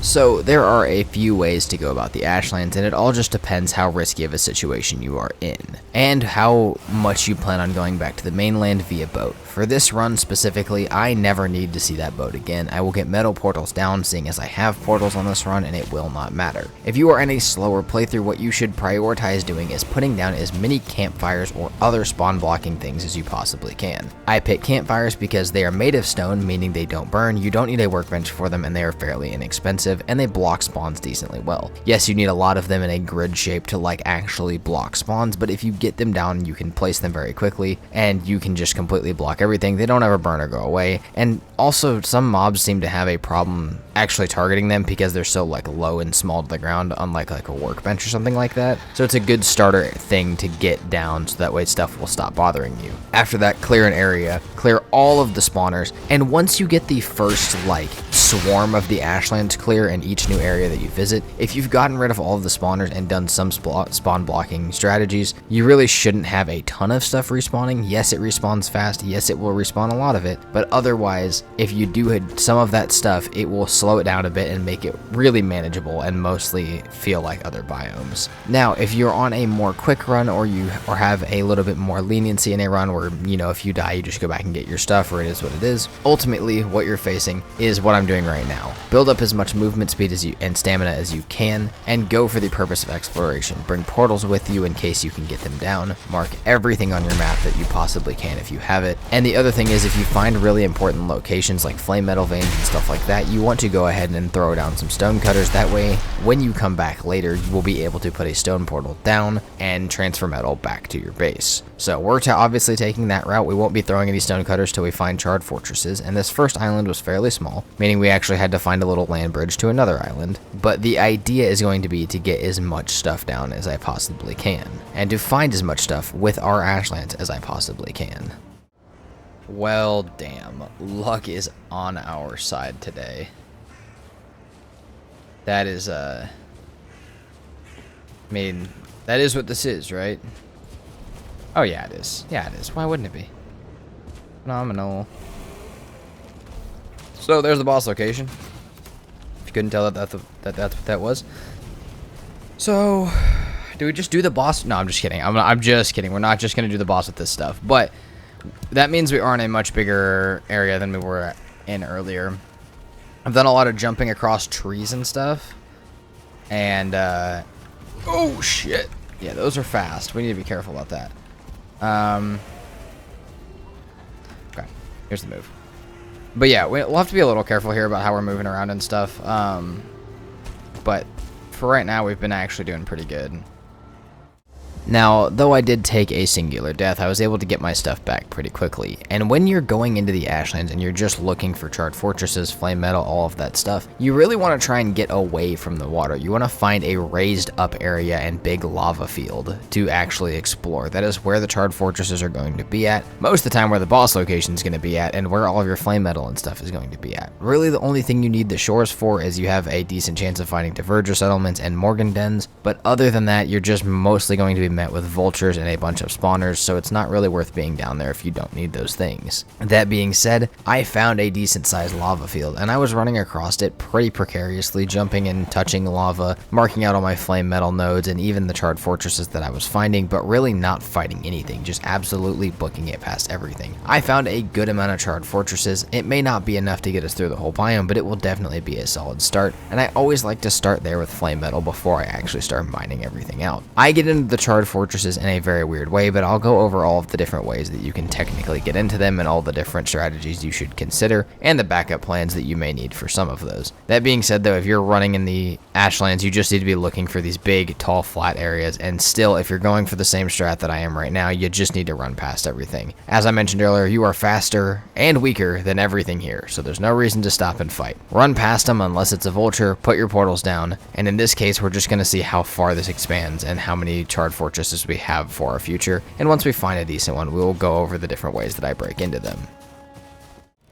Now, before we go into any of these fortresses, let's talk about what to do from the outside. The game really wants you, once you're more set up in the ashlands, to use catapults and the battering ram. I have personally, I don't think, ever used it in any of my playthroughs. Personally, a arbalist, ripper, or any bow equipped with arrows that do decent damage from range are a really good way to get into these things. The first thing you need to start with and prioritize is the spawners. You should be able to see one of them, and if you can't see one from where you're currently at, it's on the opposite corner from the other one. So if you can see one, it's just on the opposite corner. You may only be able to see the very tippity top of it, but you can most likely see it. You need to be up on a high vantage point so that you can actually see down into these though. After that, you can work on taking out the little crossbows on the corner, and if you still have more arrows left or want to clear more stuff out, start luring things towards the corner, and they will literally hit their own spikes and fall out of the charred fortress, allowing you to pick them off one by one, as long as you don't lure extremely large groups out of the fortresses. So that's exactly what we're going to do. Now, as I said, I never used the battering ram. There's a few ways to actually do this once you get inside. My personal way is to dig down on the outside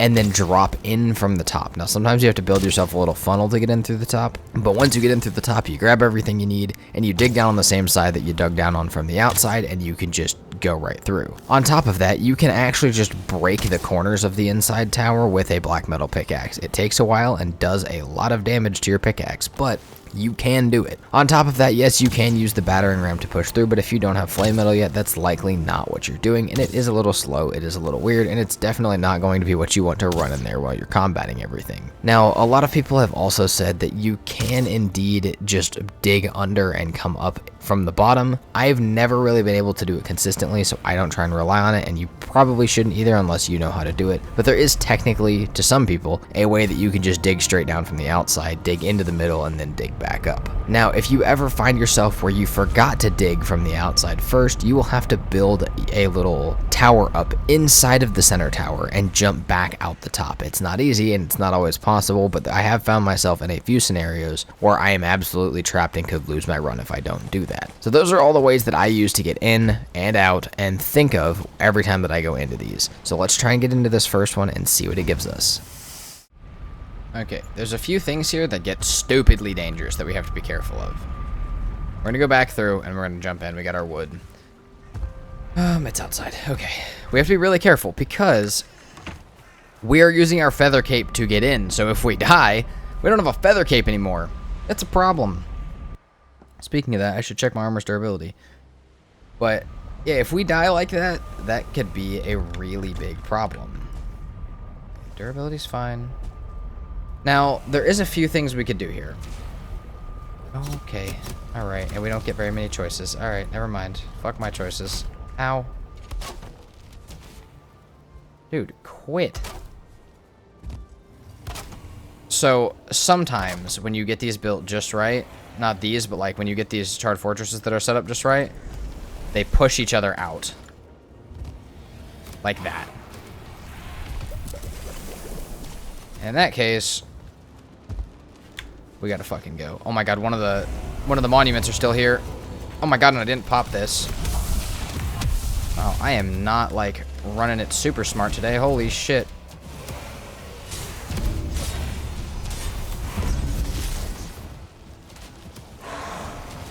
Real careful here.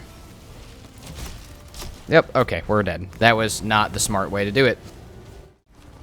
And that death cost me way more time and more death than I possibly realized it was going to. But I did acknowledge the risk when I went in. If I died and we had our feather cape on us, we may not be able to do it. I just don't think I've ever really ran light armor, and I'm at the point where obviously Fenris armor is not the suggested choice, but you know, I'm kind of going fast. I'm not using my tips that I'm giving you guys very much, and I'm not super well prepared for this. We are going to focus. We will use the flame metal gear when it actually comes to the boss fight and the rest of the Ashlands progression, but we need to get our flame metal first. That being said, I came up with a solution that was, I mean, it just barely worked, but it did work. My idea was to build log beams out from the arch and see if I could make the jump. Now, they were not nearly long enough and they kept breaking. However, when you first come through a portal, there is a section of time where the game is not trying to calculate whether stuff should be breaking or not. It just puts it all as like the grounded status, like the status of it's perfectly fine and it's not going to break for a good couple of seconds. It's not a very long period of time at all, but when you're loading through the portal, you do have a small amount of time like that. And what I decided to do was get it out as far as I could without it breaking, and then run a couple more beams and make one of the craziest jumps, most MLG plays that saved honestly probably a lot more time than I had already wasted on actually making it back into the fortress. And even if I didn't get my stuff all the way back to base, at least I would have it outside those walls because it cost me so many deaths dying inside there.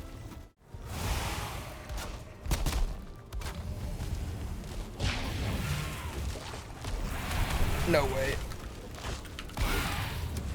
Oh my god. Fuck it, I don't care if I even die, dude. That's fine. I got my stuff out.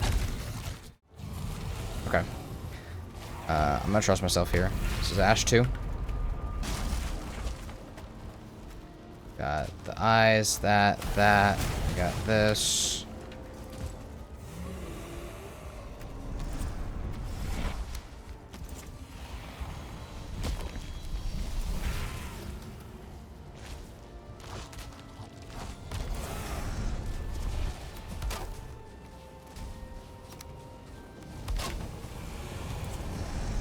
See, that's what we wanted to make sure of.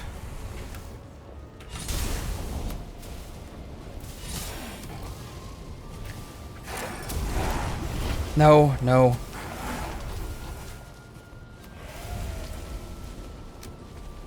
We have it down at least. Okay.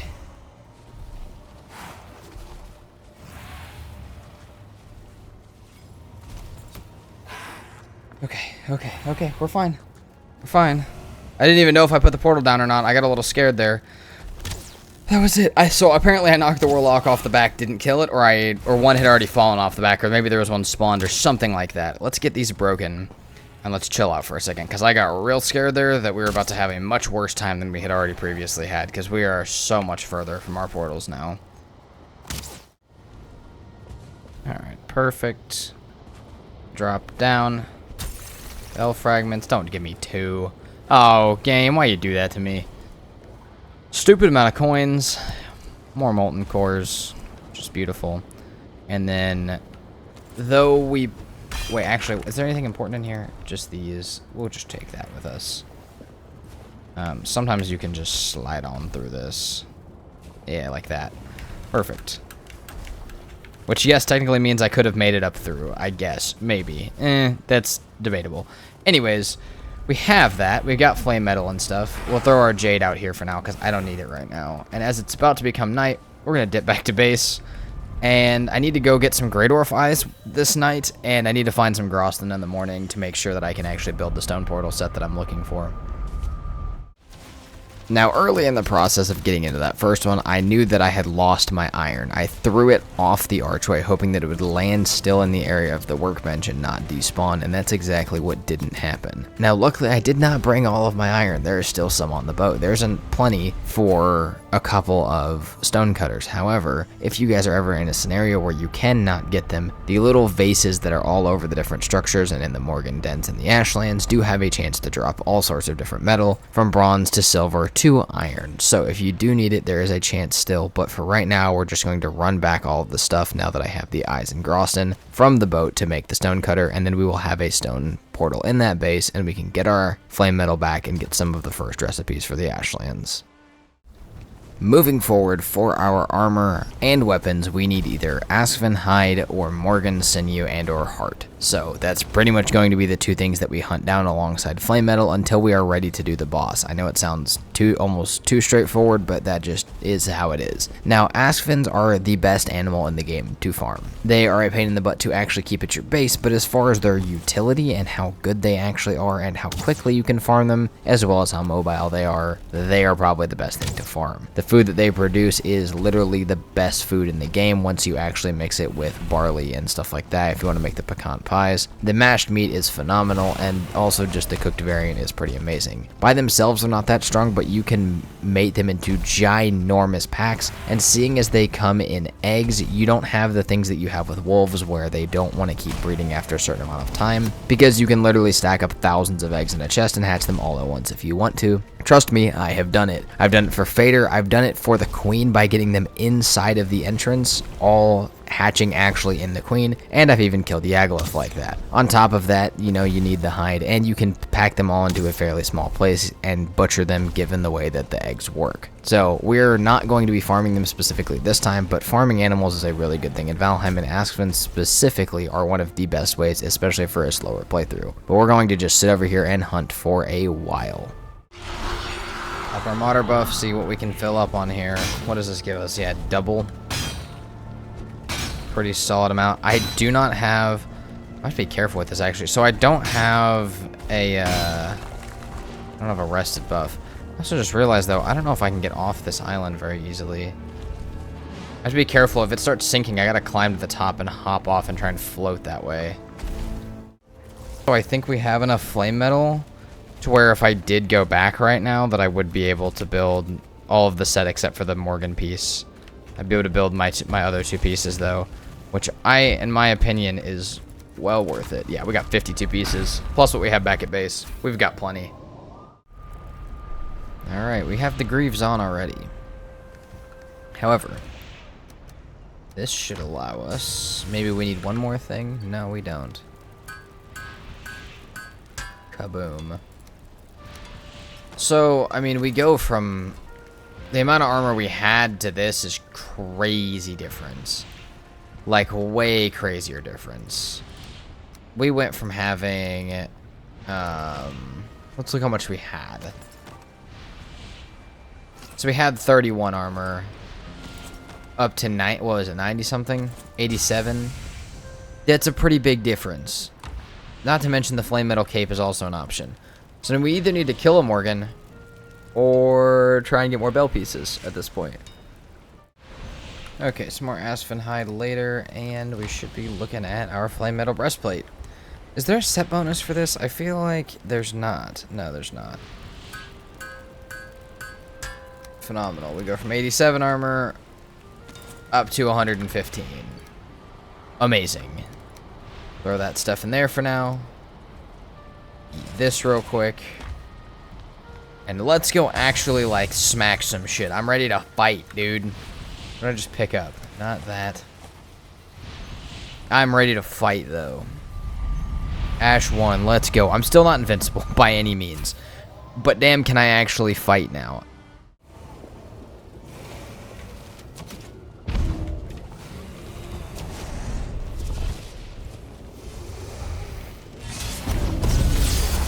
Okay. Then we pop that.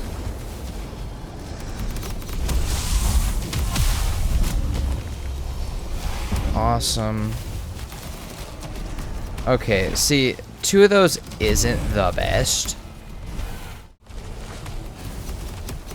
Where the hell did the actual warlock go? I don't mind fighting these guys. I mean, just like... I don't know where the actual guy went.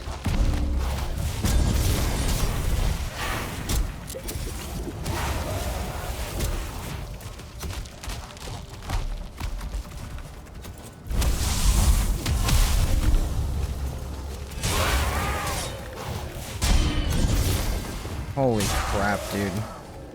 That's it, actually, though. If we can just get our portal in here, we'll be good. Alright, in we go. 2 more fragments. That kind of sucks, actually. Oh, but iolite we will need. Flame metal we will need. I think I dug down... I dug down on this corner. Okay. So let's... It's not perfect, but let's go ahead and just do this. It's not the perfect usage of it, but... I mean, it's fine. We'll be fine. That way I can just get this all in one run. And then we're gonna go hunt Morgans for a little bit. I know I need more stuff, but... Like, more flame metal and stuff, but... I definitely would not mind... You know, getting some more Morgans in you. Oh, I do want to show you guys something to always do. I've only gotten it once, but it can save you a lot of time. So, a lot of people like to build up, you know, it's like the steel breaker. You build up all 9 fragments, then you craft it. A lot of people like to build up all 9 bell fragments and then craft all 3 of them. Don't do that. Craft them as soon as you can craft one, because every once in a while, you'll get the lucky double craft on a bell, and you won't have to go get as many. Not for that one. There's a chance that that could have crafted 2 bells. So, we have our metal. We got this. We got our sinew. And also, I was saying it was going to take a ton of sinew to upgrade. I was wrong, because I'm pretty sure the Lightning Slayer doesn't actually take that. So, I mean, this already is 170 over the 150. It does a decent amount more. We will keep this somewhere. Maybe make a little storage chest somewhere for this. Would it be really stupid to put it there? Absolutely, but I've already had some really stupid armor stand and stuff placements, or storage placements. So, you know what, we'll keep it. We'll put this stuff up there, too. For right now, though, we still have a flame metal node by our other, like, area, and we still have a bunch to smelt back here. I think what I really have to do is hold on, where is it at? Crafting. We need to make this, which is 4 flame metal, not bad. We need to make that so we can cook some stuff. It wouldn't hurt to make the altar table stuff, though I'm not super worried about it. And then this vice and this gem cutter are stuff that I need to make, because I need to get this fully upgraded so I can actually make my sword the way that I want to make it. Alright, time to make the best weapon in the game. Scourging Slayer, one of the best things ever. And let's see what this takes to upgrade the one time that I'll get to upgrade it. Just some flame metal and iolite. So I was right, we don't need any more sinew. However, we do need it for the cape. We do need it for the gem cutter. So we still need to kill a few more Morgans. This will help us do it, though. Oh, dude, I love this thing so much. On top of that, do we want to make the Berserker Axes? I'm fine to not. I do really like them, but I'm fine to not. We'll see how much extra flame metal and stuff we have left over. Flame metal stones, that kind of stuff. I mean, we still have 30. So we'll see what happens after the armor set, but I do still have a ton of other options to get flame metal over there. We still have to clear some more dungeons that will, or some more charred fortresses that will have some. We got our vice made. We need to go get some sinew to make our gem cutter. Get this upgraded over everything else. Oh, we need to make food real quick too. But we'll get this upgraded over anything else, and then we'll worry about getting the armor and stuff on top of it.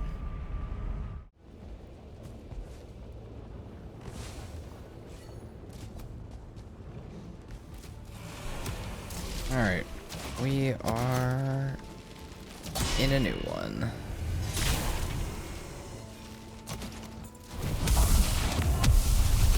That could be a fucking problem. Oh, fuck me, dude. No, no, no, no, no, no, no. Okay, and we're dead. Nice. Good start. Good start. I didn't know there was another warlock in there. I killed 2 or 3 of them already. I thought they were all out by now. At least we have a way to get back into that one, or else I might have a problem. That doesn't mean it's going to be easy to get my stuff back, but I think with a corpse run, I should be able to get through that pretty easily. There's only like 2 things left in there, and 2 of the crossbows. And then we should have a bit more flame metal, and hopefully, I want to get at least more, I want to get more than 2 bell fragments so that I know that the next one that I do is the last one. If I get another 2, then we may have to do a 5th one, which I really don't want to do. Alright, what do we get from this one? Holy shit. Okay, that can happen trying to do this. Kinda glad you guys saw that, actually. That's why a lot of times I build, if you guys have seen other series of mine, a lot of times I build almost like a little funnel for your character to fall through, like, I don't know how to explain it. Oh, maybe this one will need it. Okay, hold on. Let's just show it. I haven't needed it for this entire thing, but why not just show it? Do something like this.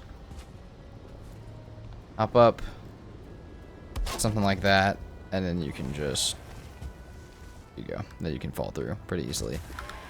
13 more in here, phenomenal. Bell fragments, what was that, 2?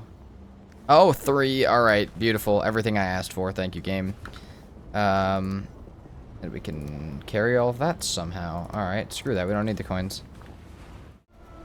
Knowing that no matter what, the next charred fortress would be my last, I had one that was left marked on the map and had been undone, and it was the closest one to the boss, which means I can clear this one and kind of just backtrack my way back to the boss. I do still need a few other things that I've marked on the way over here, like vine berries, and I just marked them because right now it's the bell fragments that I need, but this ended up being one of the most chaotic fortresses I've had to clear in any playthrough. The amount of stuff that was outside of it, the couple deaths that happened outside of it, and just the amount of stuff that wanted to bother me while trying to get in and around this one was absolutely ridiculous.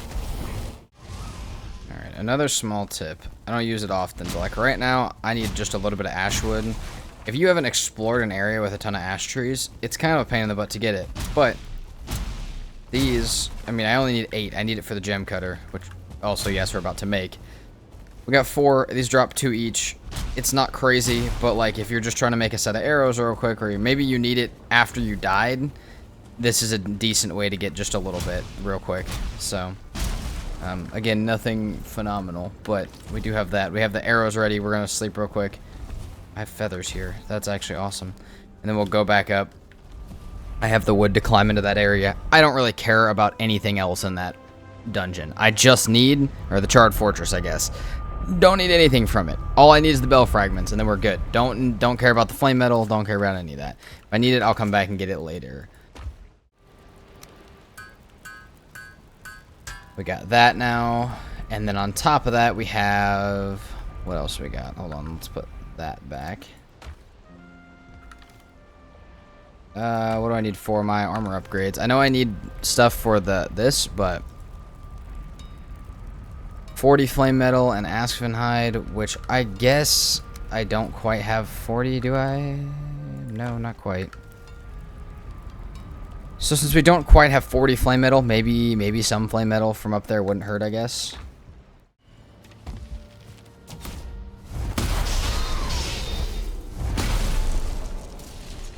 Like that. Stop. Okay.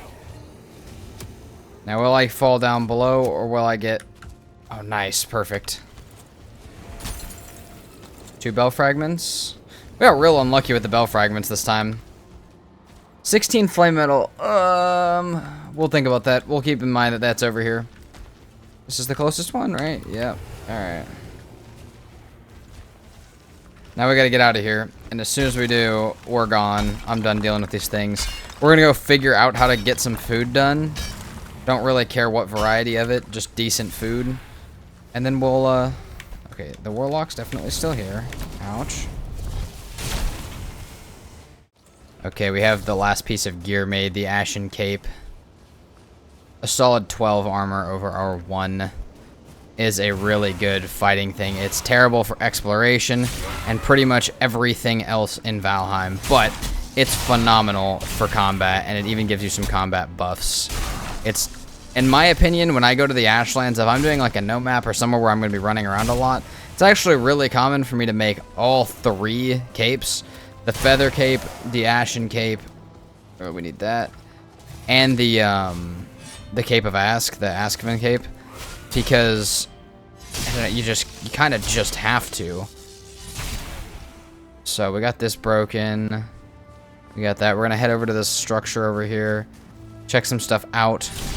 I know I said I'd use the campfires, but I just don't know if I'm going to need them. If there's nothing super crazy spawned over here, then I won't. But I just need some mushrooms and some fiddleheads, maybe some Aspen meat, and I will be pretty much ready to go, I think. Okay, while we make some last preparations, we'll make some food, we'll get some stuff together, we'll plan what stuff we need to be wearing, what buff we're going to use, all of that stuff. It'll probably be fairly similar to Queen with more damage and armor though. Let's talk about how this fight works and how you want to approach a couple specific things. One is pre-preparation to the fight. Know that anything you put down is likely going to get broken. Now, it is possible to do this fight with just Aspens. 1 star is normally the best. It's very unreliable, but it is possible. And if you're doing a very difficult playthrough, they will help you do a ton of damage very quickly. That being said, your portal needs to be far away from the fight. The other thing is, a lot of people would like to try and use the shield generators to block the meteors. I personally don't do it because you can just avoid them like the Yagluth meteors. But if you're going to do anything like that, you have to understand that the way you build them, that no matter how you build them, they can get broken by the stuff coming out of the ground, which means you need to avoid it during those attacks. For Fader specifically, and for most of the mobs in the Ashlands, everything can hurt each other, which is a really crazy thing that I honestly wish most of the biomes had, but it kind of helps get rid of the swarm in the Ashlands if you know that one Valkyrie is going to swoop in and pretty much kill everything, including you. That being said though, Fader does the same thing. The fire attacks that come out of the ground even kill his spawns. So we're going to use all of our armor, food, weapons, everything, staff of protection, everything we got, but we're also going to use Fader's attacks against himself and his own minions. He won't actually damage himself, but he will damage minions, he'll damage anything that comes over during the fight, and if we use that, we can mostly use him as the crowd control and use ourselves as just pure focus on damage. Don't worry about crowd control or minions or any of that. Now, if we do have to do minion crowd control, we do have the Demolisher still, which will absolutely wreck them. That being said, we're going to try and rely on magic for the first time ever during this fight, but I am very in tune with the physical side of this fight. Just the dodge, hit, and sliding in hits at every chance that I get. Whether it's the pre-attack animation or something like that, I am very quick with this fight just because I've had to do it so many times and because it lasts so long, I have a decent amount of practice at it. For you guys specifically though, understand that this fight gets harder as it goes on. Some of the attacks change and some of the bosses' tendencies themselves change, and the biggest thing that you need to know for this entire fight is no matter how stressful it gets, no matter how hard the boss is pushing to get you away from it, you just need to keep getting close to it and putting damage in, or the boss will literally delay you hours. I've had over hour-long segments of videos where I am not not actually putting in any damage on the boss, because I poke it once and then I'm away from it for 10 minutes and then it regens health, and I'm away from it because I'm trying to dodge the meteor and fire attacks. You need to get in there and get some damage, or use a bow, or do something, get some damage constantly on this boss. So we're going to go over there, we're going to put our portal fairly far away, we're going to plan both health food, stamina food, and magic food, and in the case that we decide not to use magic, we will have a second health food, and then we are going to run this fight just like any other. You guys can watch me use all of the tips that I've talked about for most of this playthrough in it, which has been kind of the goal, you know, talk about the tips, then you guys can see me use them, whether I actually choose to or not. You guys will see, like I said at the beginning of the video, I had never been to the Ashlands, I had never fought Fader, and now I have most of his attacks absolutely down to a dodging T, and even if I do die once or twice, it's likely going to be because I'm not really going super slow during the fight. So let's get over there, let's get everything set up, and let's finish this playthrough. And then we can open it up to the last part of the video, which I'm quite excited to share with you guys because it will have some announcements, some stuff for you guys, and just a whole bunch of other stuff. We'll get there. Here we go. Really hope we see it land on this side. You really want to catch it as it lands, pretty much. Like, not actually, but... Where is it coming from? Please land over here.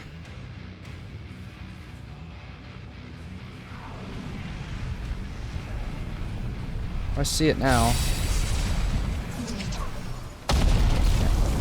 That's not bad. Let's get you over here. That's for meteors. I gotta remember what all these attacks do. It's been a while since I've done this.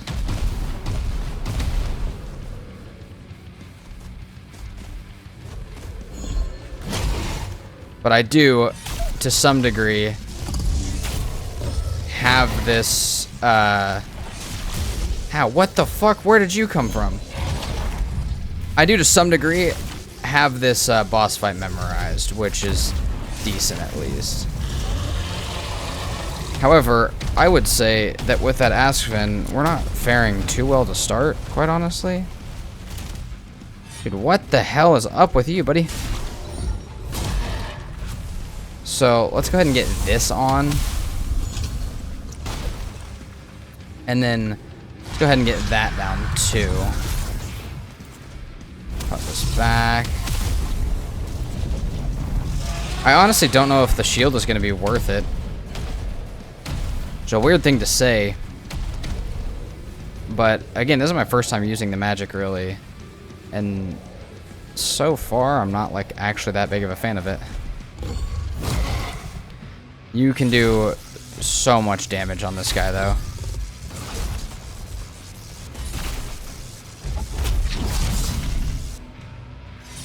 Oh, missed.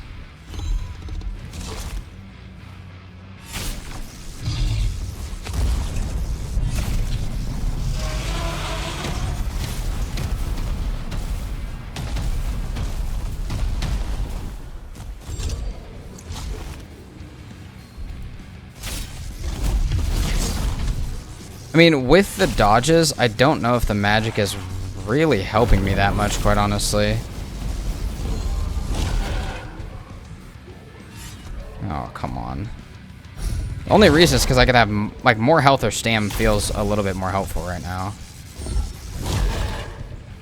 For dodging this fight specifically, you kind of want to take into account the entire thing that I said with Yagluth. During all of the ones that are trying to put distance between you and the boss, you should try and actually start far away from the boss and then move your way towards it. Or in this case specifically, almost move your way in a circle. So if the meteors are coming down, just run out to the left and then circle your way back behind the boss. He'll likely turn around and probably get into a melee battle with you. And the thing with Fader specifically is once you get into like a little melee fight with him, it becomes much easier to get in damage if you know the dodge pattern. Now it's hard because there's a right hook, a left hook, a bite, and a tailspin alongside the wall of fire, the breath attack, the spikes that come out of the ground, and the meteors. There's a lot of stuff to keep in mind with this fight specifically, but again, the more you do it, the more you practice it, the better you get at it. And this boss is very clear with its cues most of the time. Most of the sound cues, most of the visual cues are very on point in making you understand which attack is about to happen, which is always nice. That being said, there are a lot of opportunities for damage during this fight. When he's going to drop the meteors, you have an opportunity to get a hit, even if you're going to get whacked by a meteor. During the breath, once you've gotten out away to the side of it, as it's a very thin beam, you can normally get 2 or 3 heavy attacks in, or a decent combo with something like the Berserker axes. And the idea is to get as much damage in before the summoning starts as possible. It will start at some point during the fight, normally a little bit later if you're doing a melee build like this, or a melee, attack pattern like this. But at some point, you will start to have to deal with minions, and this will get a little bit more difficult. Again, at some point, the boss tries to get you away from it and take as much of your time as physically possible and run you out of resources. So this entire boss fight is really how well can you deal with the spam of the entire thing. Like, truthfully, like, it's going to spam the whole time with literally no room for you to hit. And that's how it's supposed to be. So, yeah, it's something you just kind of have to deal with. Also, I'll be honest, when it comes to marinated greens, I may just eat something else. I don't really love the magic for this fight. I think the magic was unbelievably helpful for Queen, but I don't, and for the actual Ashlands running around itself. But otherwise, it wasn't the most helpful, really. But yeah, this entire fight is like, how well can you deal with the spam? And honestly, it's weird because the way you deal with it is by, see, if you drag the meteors all over the arena, you're gonna be so far away from him by the end of the attack. The idea is to get back up close to him as quickly as possible, right after one of the spams of attacks or barrages of attacks, and start doing damage again.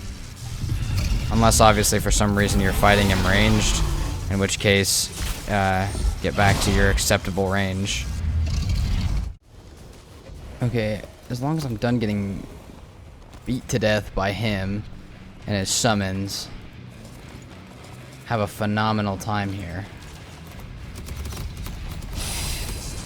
I'm trying to honestly stay away from everything for just a second, but does not seem to want to happen. Oh my god.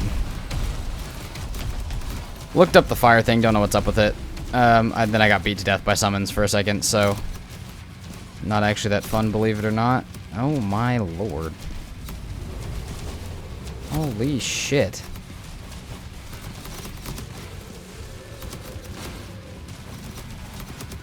That's a bit crazy, don't we think, game? Oh, thank you. This is the one we need. See, this is the one that I think was killing me. Was that one. I think if you step into it after the spikes are there, then you're just dead. The other stuff doesn't feel good, but that definitely doesn't feel good. So we need to stay out of that. Alright. Close our distance here. After all the fire fades. Probably gonna call in some shit. Ooh. Double hit opportunity. Oh, and you suck. I could have gotten another hit in there, but that sucks because that means he's going to call in stuff in here in just a second. As far as, like, reinforcements. It is also almost nighttime, unfortunately, though, because the way bosses heal, you're not sleeping, and you shouldn't be trying to sleep.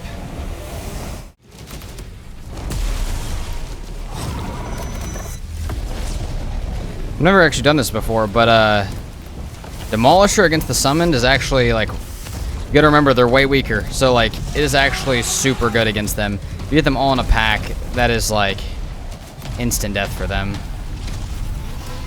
So, it's actually not half bad. Don't mind that one bit.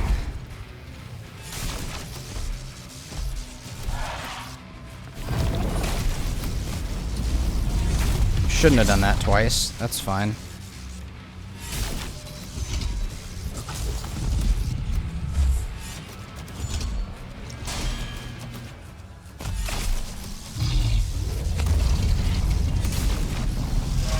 Oh, really bad idea. Minimally bad idea. So let's show this real quick. Before new ones spawn, Yeah, fairly decent way to get rid of all of them. I mean, obviously you want to train this to kill everything, including like stuff like the vultures that spawn. But if you don't get all of them, dude, like even from this distance, I'm pretty sure you could... Oh, I didn't get both of them, but...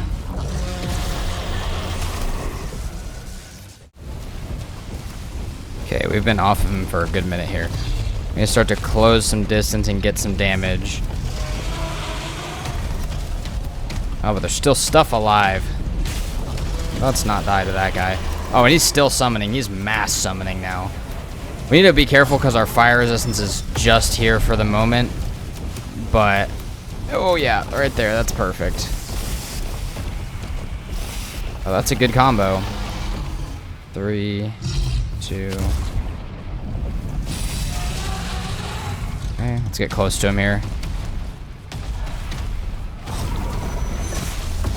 Dude, you have to inch in as much damage as you can with that.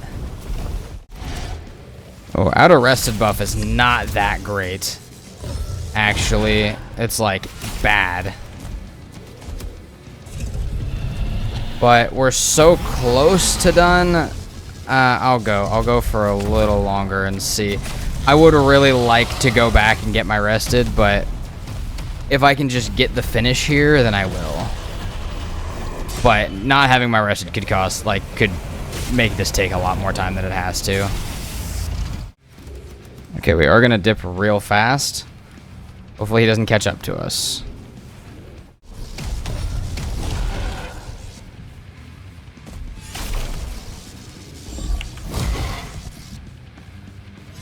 Oh, this could be it. Nice. All right. Wow. All right. Well, let's talk about some stuff. Let's talk about what I learned today alongside all the stuff that I may have missed. Obviously, I'm not going to have gotten everything, but I'll let editing me take it away. Thank you guys so much for watching. I hope you guys learned something in this video. If you guys did, let me know what you learned that was, you know, what surprised you or what was useful, or what are you guys surprised that I didn't know? The answer to that should be nothing, because I don't know a lot. But, you know, let me know what you guys were surprised that I didn't know, all of that kind of stuff. And I'll let you guys in on some upcoming stuff if you guys watched all the way to the end. But yeah, thank you. And I hope you guys enjoyed it.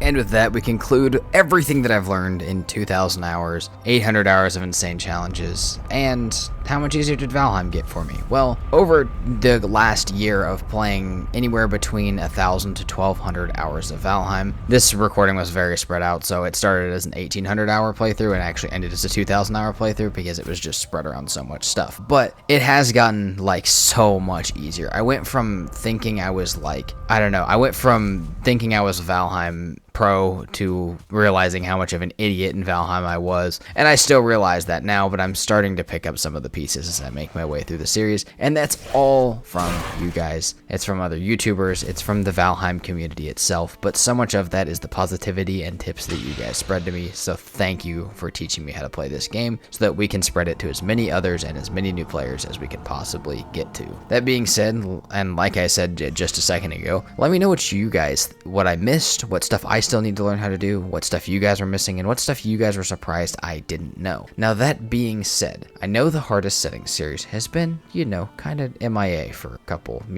weeks. Now I promise the next episode is going to be the most interesting one of the series. I'm not going to say any more than that, but on top of that, this episode or movie or video or whatever you want to call it specifically made me want to go back to my roots of seeing how quickly I can play the game. Now I'm not necessarily going for speedrunning, but I'm thinking I give myself a lower and lower time limit till I can't do it, so we may have to go after something like that, as well as there's some more modded stuff that I'm excited to share with you guys, and even possibly our first ever modded challenge video. There's a lot of stuff in the works, there's a lot of stuff coming, but we obviously still have to finish our hardest settings, we still have to finish our modded series, current modded series, but stuff is on the way, and I'm trying to put more time and effort into these videos, which is going to make them take just a little bit longer to make. I really miss the old narrated voiced over movies that I used to make, and while this one's supposed to be a bit shorter, there's are supposed to be a bit more sped up, and I want them to be quicker cut because they used to take a ton of time, both for you guys to watch and for me to make. I want them to come out a little bit quicker than that, but overall I want to kind of go back to that. So we got some challenges lined up, we've got some crazy stuff lined up, so don't worry, I'm not going anywhere. It's just going to be a little bit, so be patient with me. Thank you guys for being patient with me, and let me know all that stuff in the comments. I didn't mention it at the beginning, but I am currently trying to make it to 25,000 subscribers, and if you guys could help me get there, that would mean a lot to me. Thank you guys so much for watching. I truly hope you enjoyed, and I will see you guys next time. Peace out.